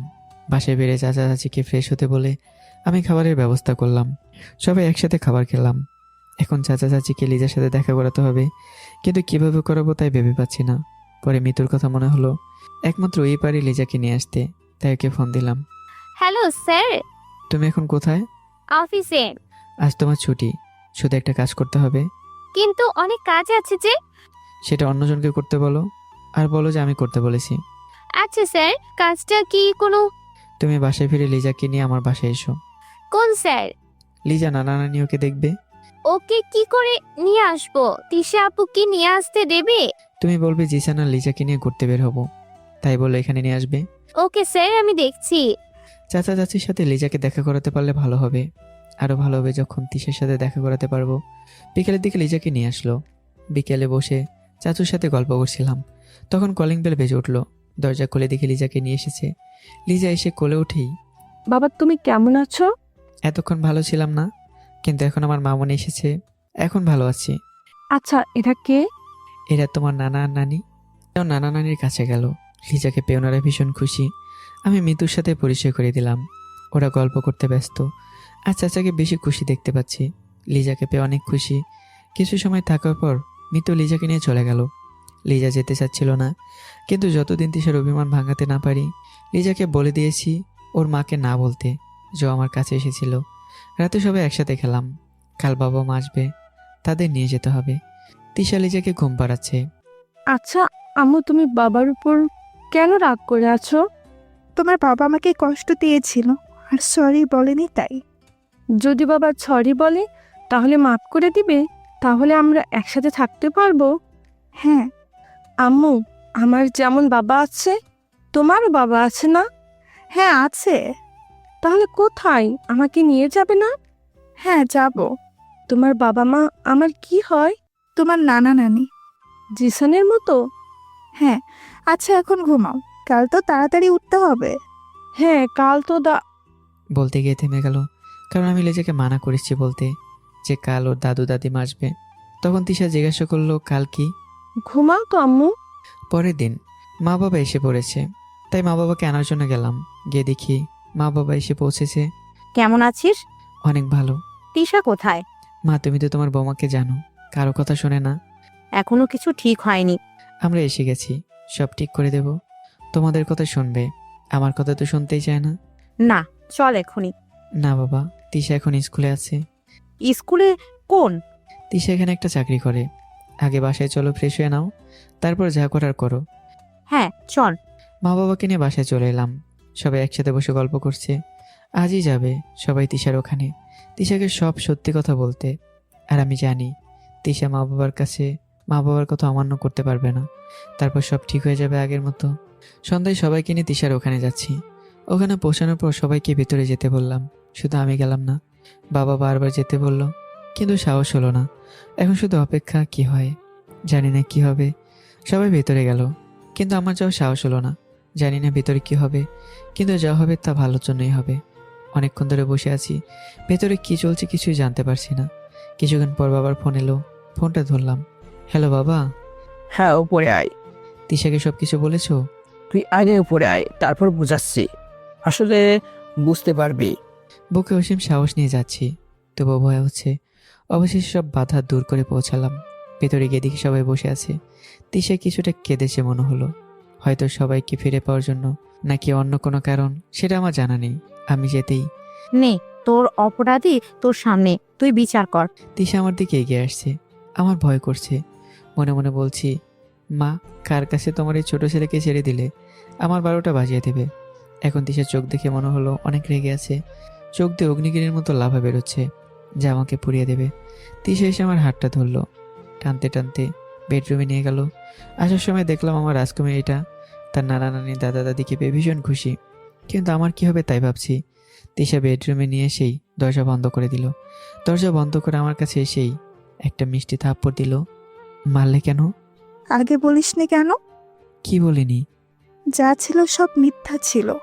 তোমাকে অনেকবার বলার চেষ্টা করেছি, কিন্তু তুমি কখনো আমার কথা শুনতেই চাওনি। আজ থেকে শুনবো। 5 বছর আগে শুনলে এত কষ্ট পেতে হতো না। সেদিন যা পরিস্থিতি ছিল তুমি বুঝবে না। তোমার ভালোবাসায় বিশ্বাস ছিল না? ছিল তো। তাহলে অবিশ্বাস করেছিলে কেন? সেদিন যা হয়েছিল সেটা শুনে তোমাকে হারানোর ভয়ে মাথা ঠিক ছিল না। তুমি তো বলতে পারতে। বলার সুযোগ দিয়েছিলে? তার আগে কোথায় চলে গিয়েছিলে? খুঁজেই পেলাম না। এতক্ষণ জড়িয়েছিল, কিন্তু আমাকে ছেড়ে দিয়ে বিছানায় গিয়ে বসলো। আমি ওর পাশে বসলাম, ওর হাতটা ধরলাম। সেদিন না হয় আমার উপর রাগ করে বাড়ি ছেড়ে চলে এসেছিলে, কিন্তু তোমার বাড়ি থেকে কেন চলে এসেছিলে? সেদিন যখন আমি বাড়ি চলে আসি, তখন বাড়ির ভেতরে ঢোকার জন্য দরজার কাছে এলাম। তখন দেখি দরজা খোলা। আমি ভেতরে ঢুকে যাই। তখন মার গলার সাথে আরেকটা গলা শুনতে পাই। সেটা কে দেখার জন্য কিছুটা এগিয়ে যাই। গিয়ে দেখি সোফায় মা বসে আছে, আর সাথে মিম, আর বলছে, ধন্যবাদ আন্টি, আপনি যদি সাহায্য না করতেন তাহলে আবিরকে আমি নিজের করে পেতাম না। ধন্যবাদ তোমাকে দেওয়া দরকার। তুমি যদি আবিরকে নিজের জালে না ফাঁসাতে তাহলে এসব হতো না, আর আমার মেয়ের জীবন থেকে ওকে সরাতে পারতাম না। আমি চাইছিলাম আমার মেয়ের বিয়ে আমার বান্ধবীর ছেলের সাথে দিতে, কিন্তু তিশার বাবা তার ভাইপোর সাথে বিয়ে দিয়ে দিল। আজ আসি তাহলে। হ্যাঁ, ওকে। তারপর তিশা বলল, যখন সে জানতে পারলো তার মা মিমকে সাহায্য করেছে, তখন সে আর সহ্য করতে পারেনি, তাই সে বাড়ি ছেড়ে চলে আসে। ফিরে এলো বর্তমানে। আমি বুঝতে পারিনি মিমের দেখানো রিপোর্টটা মিথ্যা ছিল। মিম বলেছিল ওর পেটে তোমার সন্তান। ও বলল আর তুমি বিশ্বাস করে নিলে? আমি তোমাকে কথা দিয়েছিলাম কেউ আমাকে তোমার কাছ থেকে কেড়ে নিতে পারবে না, সেটা ভুলে গেলে? আমি বুঝতে পারিনি, প্লিজ আমাকে ক্ষমা করে দাও। না, তোমাকে ক্ষমা করব না। তোমার জন্য অনেক কষ্ট পেয়েছি। আমি উঠে যাচ্ছিলাম, তখন ও আমার হাতটা ধরলো আর আমাকে জড়িয়ে ধরলো। এই 5 বছর আমিও অনেক কষ্ট পেয়েছি, আর পেতে চাই না। আর কষ্ট পেলে আমি যে মরে যাব। আরে পাগলি, তোমার কিছু হলে আমি যা বাঁচব না। এখন বাইরে চলো, সবাই অপেক্ষা করছে। হ্যাঁ চলো। আমরা বাইরে এলাম, দেখি বাবা মা চাচা চাচি আমাদের জন্য বসে আছে। আমরা যেতেই তাহলে মান অভিমান সব ঠিক হলো? দুজনে কেঁদে চোখ একদম লাল করে ফেলেছে। তোদের এই মান অভিমানের জন্য আমাদেরকেও কষ্ট পেতে হয়েছে। সরি বাবা। আজ থেকে আমরা আবার আগের মতো থাকবো, আর পরশু ফিরে যাব। বাবা, যাওয়া সম্ভব নয়। কেন? সমস্যা কোথায়? আসলে আমি যে কাজের জন্য এসেছিলাম সেটা শেষ করতে আরও কয়েকদিন সময় লাগবে। আর তিশার স্কুল আছে, এখান থেকে বদলি হতে সময় লাগবে। হ্যাঁ মা, কিন্তু আমি ভাবছি চাকরিটা ছেড়ে দিব। কেন? এতদিন তুমি ছিলে না, নিজের চলার জন্য চাকরিটা করতাম। কিন্তু এখন তুমি আছো, তুমি চাকরি করো, তাহলে আমি করব কেন? তাহলে তুমি কি করবে? সংসারের কাজ করব, তোমাকে ঘুম থেকে তুলে অফিসে পাঠাবো, আর সারাদিন মার সাথে আড্ডা দিব। ঠিক বলেছিস, অনেক দিন ধরে শাশুড়ি বৌমা মিলে আড্ডা দেই না, এখন থেকে রোজ দিব। যাক, স্কুলে ছোট ছোট বাচ্চাগুলো তোমার পানিশমেন্ট থেকে বেঁচে যাবে। কি বললে তুমি? তুমি যেভাবে তোমার শিক্ষার্থীদের দাঁড় করিয়ে রাখো ক্লাসে, সেটা থেকে বেঁচে যাবে। তোমাকে আমি অনেকদিন পরে এক হয়ে আবার ঝগড়া, এখন বন্ধ করে সব। মা বলল তাই ছেড়ে দিলাম। আমরা সবাই কথা বলছিলাম, কিন্তু চাচি চুপ করে বসেছিল। হয়তো চাচির সাথে তিশা এখনো কথা বলেনি, হয়তো এখনো রাগ করে আছে, কিন্তু আমি সব ঠিক করে দেব। মা মেয়েকে আবারও মিলিয়ে দেব। তিশাকে এটা বুঝতে হবে, চাচি ওনার ভুল বুঝতে পেরেছে, এর জন্য তিনি অনুতপ্ত। কি হলো, কোথায় হারিয়ে গেলে? তিশার কথায় ঘোর কাটলো। হ্যাঁ, আবি শোন, তুই হোটেল থেকে খাবারের অর্ডার কর, আমরা সবাই আজ একসাথে খাবো। ঠিক বলেছ, অনেকদিন ধরে সবাই একসাথে খাই না। তাহলে যা, সবার জন্য খাবার নিয়ে আয়। ওকে, আমি নিয়ে আসছি। বাবা আমার জন্য অনেকগুলো চকলেট আনবে কিন্তু। আচ্ছা মামনি, অনেকগুলো নিয়ে আসবো। আমি সবার জন্য খাবার আনতে গেলাম, সবার পছন্দের খাবার নিয়ে ফিরছি। হঠাৎ করে মনে হলো লিজার জন্য চকলেট নেওয়া হয়নি, সাথে তিশার জন্য নেব, কারণ লিজার মতো তিশাও চকলেট পছন্দ করে। মা মেয়ে একরকম হয়েছে, তাই চকলেট নেওয়ার জন্য একটা দোকানে গেলাম। সেখানে গিয়ে দেখি রবিনও আছে। আমাকে দেখেই, আরে স্যার, আপনি এত রাতে এখানে? বেশি রাত হয়নি, মাত্র 10টা বাজে। এখানে এসেছিলাম বাড়ির সবার জন্য খাবার নিতে। আমি দোকানদারকে চকলেট দিতে বললাম, সেটা দেখে রবিন জানতে চাইলো। স্যার, চকলেট কার জন্য? আমার মেয়ের জন্য। আপনার মেয়ে আছে? হ্যাঁ। আগে তো বলেননি, তার মানে আপনি বিবাহিত? রবিন, কেমন প্রশ্ন করো? বিবাহিত বলেই তো মেয়ে আছে। স্যার, আপনার মেয়ের বয়স কত? প্রায় 4 বছর। তার মানে আপনি অনেক আগে বিয়ে করেছেন? যখন ইন্টার দিতে বসেছিলাম তখন। এত আগে? আজ আসি, বাকিটা না হয় পরে বলবো। আমি চলে এলাম। রবি যখন জানতে পেরেছে আমি বিবাহিত, তখন খুব খুশি হয়েছে। কারণটা আমি বুঝতে পেরেছি রবিন মিতুকে পছন্দ করে। কারণ মিতু যতক্ষণ আমার কেবিনে থাকে, রবিন বাইরে বারবার ঘোরাঘুরি করে। যতক্ষণ না মিতু বের হয়, খাবার নিয়ে পৌঁছে গেলাম। গিয়ে কলিং বেল বাজাতেই তিশা দরজা খুলে দিল। এত দেরি করলে যে? চকলেট আনতে দেরি হয়ে গেল। খাবারগুলো নিয়ে ভেতরে গেলাম। বাবা আমার চকলেট। এই নাও। এত চকলেট? কিন্তু এত চকলেট খেলে মা বকবে না? আমি তো আছি, আর আমি তোমার আম্মুকে ঘুষ দেবো তাহলে। কি দিবে? তোমার আম্মু চকলেট পছন্দ করে, তাই চকলেট দিলে আম্মু কিছু বলবে না। বাবা মেয়ে কি কথা বলো এত ফিস ফিস করে? না কিছু না তো আম্মু। বলে দৌড়ে চলে গেল। আমি তিশার হাতে ওর জন্য আনা চকলেটগুলো দিয়ে দিলাম। মনে রাখার জন্য ধন্যবাদ। আমার ধন্যবাদে তো হবে না, চকলেটের বদলে আমাকে অন্য কিছু দিতে হবে। কি? জাগে রোজ সকালে একটা করে দিতে। তুমি না, চলো সবাই বসে আছে। সবাই একসাথে খেলাম। খাওয়ার পর সবাই খুব ক্লান্ত, ঘুমিয়ে পড়া দরকার। কিন্তু তিশার ফ্ল্যাটে বেডরুম মাত্র 2টা, তাই মা বাবা আর চাচা চাচি আমার ফ্ল্যাটে চলে গেল। আজ অনেক সময় পর আমরা একসাথে হয়েছি। লিজা ঘুমিয়ে গেছে, ওকে বিছানায় শুয়ে আমরা বারান্দায় বেলকনিতে বসে আছি বলে ভুল হবে। বেলকনিতে থাকার বসার জন্য যে জায়গাটা, সেটাই আরামে ঘুমানো যাবে, তাই আমি কিছুটা শুয়ে আছি। আর তিশা আমার বুকের উপর মাথা রেখে শুয়ে আছে।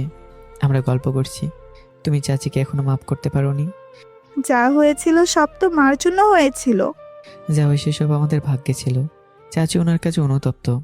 তুমি চলে আসার পর উনি অনেক কেঁদেছে। প্লিজ ওনাকে মাফ করে দাও। ওকে, ভাববো। ভাবলে হবে না। তুমি খেয়াল করেছো, এখানে আসার পর চাচি একটা কথাও বলেনি তুমি কাল সকালে ওনার সাথে কথা বলবে। ওকে। যদি এটা জানতে না পারতে যে আমি নির্দোষ, তাহলে কি বাকি জীবনটা আমাকে ঘৃণা করতে? আমি তোমাকে কখনো ঘৃণা করিনি, আর না করব। তাহলে সেদিন চলে এলে যে? আমি চেয়েছি তুমি সবসময় ভালো থাকো। যখন বুঝতে পারলাম তুমি মিমের সাথে ভালো থাকবে, তাই তো চলে এসেছিলাম। তুমি কি করে ভাবলে যে তোমাকে ছাড়া আমি ভালো থাকবো? সরি, আর হবে না। হতে দিলে তো। এখন যদি বাড়ি থেকে বেরোতে চাও, তাহলে বেঁধে রাখবো। তাই করো। জানো তো রাগ হলে মাথা ঠিক থাকে না, এর জন্য কত সময় নষ্ট হয়ে গেল। জানো, এতগুলো সময় তোমাকে কত খুঁজেছি। যখন অফিস থেকে সিলেটে আসার কথা হলো, তখন মনে হলো এখানেই তোমাকে পাবো। কি করে? তোমার মনে আছে তুমি বলেছিলে সিলেটের চা বাগান দেখার তোমার খুব ইচ্ছা? হ্যাঁ। তখনই মনে হলো এখানে তোমাকে পেতে পারি। আর দেখো, এখানেই পেয়ে গেলাম। অনেক রাত হয়ে গেছে, ঘুমাতে হবে। ঠিক বলেছ। অনেকদিন ধরে তোমার বুকে মাথা রেখে ঘুমাই না, আজ ঘুমাবো। তারপর ঘুমিয়ে গেলাম। সকালবেলা ঘুম ভাঙলো, সবাই আবার এলো, অনেক মজা করছে। কিন্তু চাচি এক জায়গায় বসে আছে। আমি তিশাকে চাচির কাছে নিয়ে গেলাম। তিশা চাচির মাঝের অভিমানের পালাটাও শেষ করে দিলাম। একজন আরেকজনকে জড়িয়ে ধরে অনেক কাঁদলো। মামির মাঝে অভিমানের পালাটা শেষ হলো। অফিস থেকে ছুটি নিয়েছিলাম পরিবারের সবার সাথে একসাথে মজা করার জন্য। আমাদের সাথে মিতুর পরিবারও যোগ দিয়েছিল। বিকেলে আমি আর তিশা ঘুরতে বেরিয়েছি। লিজা আসেনি, ওর দাদু দাদি নানানির কাছে আছে। লিজা এখন ওদের পেয়ে আমাকে তিশাকে প্রায় ভুলে গেছে। সন্ধ্যায় বাসায় ফিরে এলাম। আজ আমি আর তিশা একসাথে। লিজা ওর দাদা দাদির কাছে ঘুমিয়েছে। অনেকদিন পর তিশা আর আমি একসাথে সময় কাটাচ্ছি। কিন্তু তিশা আমার উপর রাগ করেছে, কিছুতেই বুঝতে পারছি না। বেলকনিতে দাঁড়িয়েছিল, আমি ওকে গিয়ে পিছন থেকে জড়িয়ে ধরলাম। কি হয়েছে তোমার? কিচ্ছু হয়নি। কিছু তো হয়েছে নিশ্চয়ই, নয়তো তুমি রাগ করতে পারো না। তুমি মিতুকে শাড়ি গিফট করেছিলে না? হ্যাঁ তো? সে তো তোমার প্রেমে হাবুডুবু খাচ্ছে। মানে কেন? তুমি যে মিতুর বস ছিলে সেটা আমি জানতাম না। মিতু বলেছিল ওর বস খুব রাগী, তার জন্য আমি বুদ্ধি দিয়েছিলাম বসকে ওর প্রেমে ফেলতে, তাহলে ও বেঁচে যাবে। কিন্তু তুমি ছাড়া আজ পর্যন্ত কারো প্রেমে পড়িনি। সত্যি তো? হ্যাঁ, কিন্তু মিতু মেয়েটা দেখতে অনেক সুন্দর। কি বললে? যদি কোনো মেয়ের দিকে তাকাও তাহলে চোখ তুলে নেব। তাহলে তুমি আইডিয়াটা কেন দিয়েছিলে? আমি জানতাম না কি ওটা তুমি ছিলে। ও তাই? চলো ঘুমিয়ে যাই। আজ ঘুমাতে ইচ্ছে হচ্ছে না। তাহলে কি করবে? এত বছর পরে তোমাকে বোঝাতে হবে? বুঝিয়ে দিলে ভালো হয়। তাহলে বুঝিয়ে দেই। তিশাকে কোলে তুলে নিলাম, বিছানায় শুয়ে দিলাম। আর তারপর সকাল হয়ে গেছে। সকালবেলা তিশার ডাকে ঘুম থেকে উঠলাম। আজ মা বাবা চাচা চাচি চলে যাবে, আমরা কয়েকদিন পর যাব। তাই সবাইকে ট্রেনে তুলে দিয়ে তিশা আর লিজাকে স্কুলে নামিয়ে দিয়ে আমি অফিসে চলে গেলাম। অফিসের কাজ করছি। একটা প্রয়োজনে আমি রবিনের কেবিনে যাচ্ছি। কেবিনে ঢোকার সময় দেখলাম রবিন প্রপোজ করার রিহার্সেল করছে। মিস্টার রবিন, এভাবে রিহার্সেল না করে মিস মিতুকে সরাসরি বলে দিন। স্যার আপনি? হ্যাঁ, আপনার কাছে প্রয়োজন ছিল, তাই আপনার কেবিনে আসলাম। আমাকে ডাকলেই পারতেন, আমি আপনার কেবিনে আসতাম। আমি যা বলছি তাই করেন। কি স্যার? ওই মিস মিতুকে আপনার মনের কথা বলে দিন, যা অনেক দিন ধরে বলার চেষ্টা করছেন। না স্যার, ওইসব কিছুই না। মিস্টার রবিন, আমি এই সময় পার করে এসেছি, তাই অন্যের হাবভাব দেখলেই বুঝতে পারি। সত্যি বলে দিব। হ্যাঁ বলে দিন, দেরি হয়ে গেলে পস্তাতে হবে। কিন্তু স্যার আপনাকে দেখে আগে রাগী মনে করেছিলাম, কিন্তু আপনি তো বেশ মিশুক। আমি কাজে ফাঁকি দিলে রাগ দেখাই, না দিলে নয়। আপনাকে যে কাজ দিয়েছিলাম পুরো করেছেন। হ্যাঁ স্যার। ওকে গুড, এগুলো নিয়ে আসুন। অফিসের কাজ শেষ করে তিশা লিজাকে আনতে গেলাম। সেখানে তিশা আমাকে বাকি টিচারগুলোর সাথে পরিচয় করে দিল। ফেরার সময় লিজা বায়না ধরল করতে যাবে, তাই আমরা একটা পার্কে ঘুরতে গেলাম। আমি আর তিশা ঘাসের উপরেই বসে আছি। তিশা আমার কাঁধে মাথা রেখে আছে, আর আমাদের মেয়ে লিজা আমার কোলে মাথা রেখে শুয়ে আছে। এই মুহূর্তটাকে খুব এনজয় করছি। জীবন থেকে অনেক সময় চলে গেছে এই মান অভিমান নিয়ে, আর সময় নষ্ট করতে চাই না। বাকি জীবন সবার সাথে কাটিয়ে দিতে চাই। আমরা বসে বসে কথা বলছিলাম, তখন দেখি রবিন আর মিতু পার্কে এসেছে, আর রবিন মিতুকে প্রপোজ করার প্রস্তুতি নিচ্ছে। তিশা চলো। কোথায় যাবে? চলো, গেলেই বুঝতে পারবে। আমরা ওই জায়গায় গেলাম। আমি তিশাকে দেখালাম রবিন মিতুকে প্রপোজ করছে। মিতু মেয়ে যা বেচারা কত কষ্ট করে প্রপোজ করলো। আমাদের দেখেই। আপু তুমি? হ্যাঁ, ঘুরতে এসেছিলাম, দেখলাম ছেলেটা তোকে প্রপোজ করছে, তাই দেখতে এলাম। ছেলেটা কে তুমি জানো কিভাবে? স্যার আপনি এইখানে? এইভাবে? মানে? এরা আমার অফিসে কাজ করে। তার মানে কতদিন ধরে চলছে এইসব? আগে শুরু তো হতে দাও। আমি সাহস না দিলে রবিন আজ বলতেই পারতো না। তার মানে অফিসের কাজ বাদ দিয়ে লাভগুলোর কাজ করছো? আরে না, শুধু ওদেরটা। আর মিতু তোমাকে অনেকদিন ধরে পছন্দ করে, বলার চেষ্টা করেছি কিন্তু বলতে পারিনি, তাই বেচারাকে গ্রহণ করে নাও। রবিনের মিতুর ব্যাপারটা শেষ করে আমরা ফিরে এলাম। কয়েকদিনের মধ্যে সব কাজ শেষ করে নিলাম। তিশা ওর চাকরি থেকে রিজাইন করে দিয়েছে। আমি বলেছিলাম চাকরিটা করতে, কিন্তু করলো না। এবার পাল্লা বাড়ি ফেরার। রবিনের মিতুর বিয়ে ঠিক হয়েছে, খুব তাড়াতাড়ি ওদের বিয়ে। এখানে আবার আসতে হবে ওদের বিয়েতে। মিতুর পরিবারের সবার কাছ থেকে বিদায় নিয়ে চলে এলাম স্টেশনে। আমি ফ্লাইটে যেতে চেয়েছিলাম, কিন্তু তিশার ইচ্ছে ট্রেনে করে যাবে। আমরা পাড়ি দিলাম আসল ঠিকানায়, যেখান থেকে গল্প শুরু হয়েছিল। আমার না কেমন লাগছে। কেমন লাগছে? এই 5 বছর পর বাড়ি ফিরছি, সবকিছু বদলে গেছে। আমি কি মানিয়ে নিতে পারবো? সময়ের সাথে কিছুটা পরিবর্তন তো হবেই, কিন্তু আমাদের বাড়িটা আগের মতোই আছে। আচ্ছা, আমরা এখন কোথায় যাব? গ্রামের বাড়িতে। ওখানে কিছুদিন থাকবো, তারপর শহরে ফিরে আসতে হবে। কেন? আগে তো গ্রামেই থাকতাম। আরে আমার চাকরি আছে না, আর শহরে থাকার জন্য একটা ফ্ল্যাটও কিনেছি, যেমনটা তুমি চেয়েছিলে। ও তাই? তিশা আমার কাঁধে মাথা রেখে ঘুমিয়ে আছে, আর লিজা তো অনেক আগে ঘুমিয়ে গেছে। আজ আমি অনেক খুশি, যা হারিয়েছিলাম সব ফিরে পেয়েছি, আর কিছুই হারাতে দেব না। অনেক সময় পর আমরা স্টেশনে এসে পৌঁছালাম। তিশা লিজা কিনে নামলাম, বাড়ির সবাই এসেছে আমাদের নিতে। আমরা সবাই গ্রামের বাড়ির উদ্দেশ্যে রওনা দিলাম। অনেকদিন পর আমিও গ্রামে এলাম। তিশা চলে আসার পর গ্রামে মাত্র 2বার এসেছিলাম, আর আসা হয়নি। বাবা মা আসলেও আমি আসিনি। আমি আমার আগেই মা বাবাকে একটা কথা বলেছিলাম, হয়তো সেটা করে রেখেছে। তিশা জানে না তিশার জন্য সামান্য একটা সারপ্রাইজ অপেক্ষা করছে, হয়তো সেটা দেখলে চমকে যাবে। শুধু সময়ের অপেক্ষা। অবশেষে বাড়িতে পৌঁছালাম। আমরা গাড়ি থেকে নামার পর তিশা চমকে গেল। এইসব কি? বুঝতে পারবে, আগে ভেতরে চলো। বল না। আগে ভেতরে চলো, গেলেই দেখতে পারবে। আমরা ভেতরে গেলাম। তিশা বাড়ির ভেতরে ঢুকে অবাক হয়ে গেল। পুরো বাড়িটা সাজানো, মনে হচ্ছে কোনো বিয়ে বাড়ি। প্লিজ বল না, এগুলো কি? তুমি রুমে চলো, ফ্রেশ হয়ে নাও, তারপর সব বলবো। আমরা রুমে গেলাম। রুমটা তো আগের মতোই আছে। আমি তো আগের মতোই আছি। এই রুমে অনেক স্মৃতিতে পরিপূর্ণ। তাহলে কি করে রুমটা বদলাতে দিই? হ্যাঁ, শুধু মাঝখানে কিছু সময় নষ্ট হয়ে গেছে। যা চলে গেছে সেটা তো আর ফিরে পাবো না, কিন্তু এখন থেকে বাকিটা সময় একসাথে চলবো। এখন এইসব থাক, আগে ফ্রেশ হয়ে নাও। আমরা ফ্রেশ হয়ে নিলাম। তারপর তিশাকে নিয়ে রুমের বাইরে এলাম, সেখানে সবাই অপেক্ষা করছে। তিশা, তুমি এতক্ষণ জানতে চাইলে না এইসব কি? হ্যাঁ। আজ কত তারিখ তোমার মনে আছে? তিশা আমার দিকে তাকালো। তুমি মনে হয় ভুলেই গেছো। মন খারাপ হয়ে গেল। তিশা কিভাবে আমাদের বিবাহবার্ষিকী বলতে পারে? তিশা আমার দিকে এগিয়ে এলো, আমার হাতটা ধরলো। তোমার সাথে কাটানো 1 মিনিটও ভুলিনি, তাহলে এটা কি করে ভুলবো? তাহলে আজ কি? আমাদের বিবাহ বার্ষিকী। আমি আর তিশা তাকিয়ে দেখি দিশা আর মিম। মিমকে দেখার পর তিশার মুখের হাসি মুখটা কালো হয়ে গেল। আমার হাতটা শক্ত করে ধরলো, মনে হচ্ছে কেউ ছিঁড়ে নিয়ে যাবে। মিম আমাদের কাছে এলো। তিশা আপু, আমি যা করেছি এতে হয়তো তুমি আমাকে ক্ষমা করবে না। আসলে মা বাবাকে হারানোর পর আমি কি করেছি তা নিজেই জানি না। তিশা, ওকে ক্ষমা করে দে। আসলে তখন ওর মানসিক অবস্থা ভালো ছিল না। 4 বছর মানসিক হাসপাতালে ছিল, প্রায় 1 বছর আগে সুস্থ হয়েছে। সেই দিন যা করেছিল ও নিজেই জানে না। সুস্থ হওয়ার পর যখন জানতে পারলো তখন থেকেই ও অনুতপ্ত। ক্ষমার পর্ব তাহলে শেষ, এখন কেকটা কাটা যাক। তারপর আমরা সবাই অনেক আনন্দ করলাম। জীবনে যা হারিয়েছিলাম সব ফিরে পাবার আনন্দ। রাতে সেই বাগানে বসে আছি, যেখানে আমি আর তিশা বসে চাঁদ দেখতাম। কিছুক্ষণ পর তিশা এসে আমার পাশে বসলো, কাঁধে মাথা রাখলো। তাহলে এইভাবে সারা রাত গল্প করা যাক। আজ সব অভিমান শেষ হয়েছে, নতুন পথ চলা শুরু হয়েছে, আর থামতে চাই না। দোয়া করবেন আমাদের ভালোবাসা যেন এরকমেরই থাকে। তো বন্ধুরা, কেমন হয়েছে গল্পটা অবশ্যই কমেন্ট করে জানাবেন। তৈরি থাকবেন পরবর্তী গল্পে। ভালো থাকবেন, সুস্থ থাকবেন। আল্লাহ হাফিজ।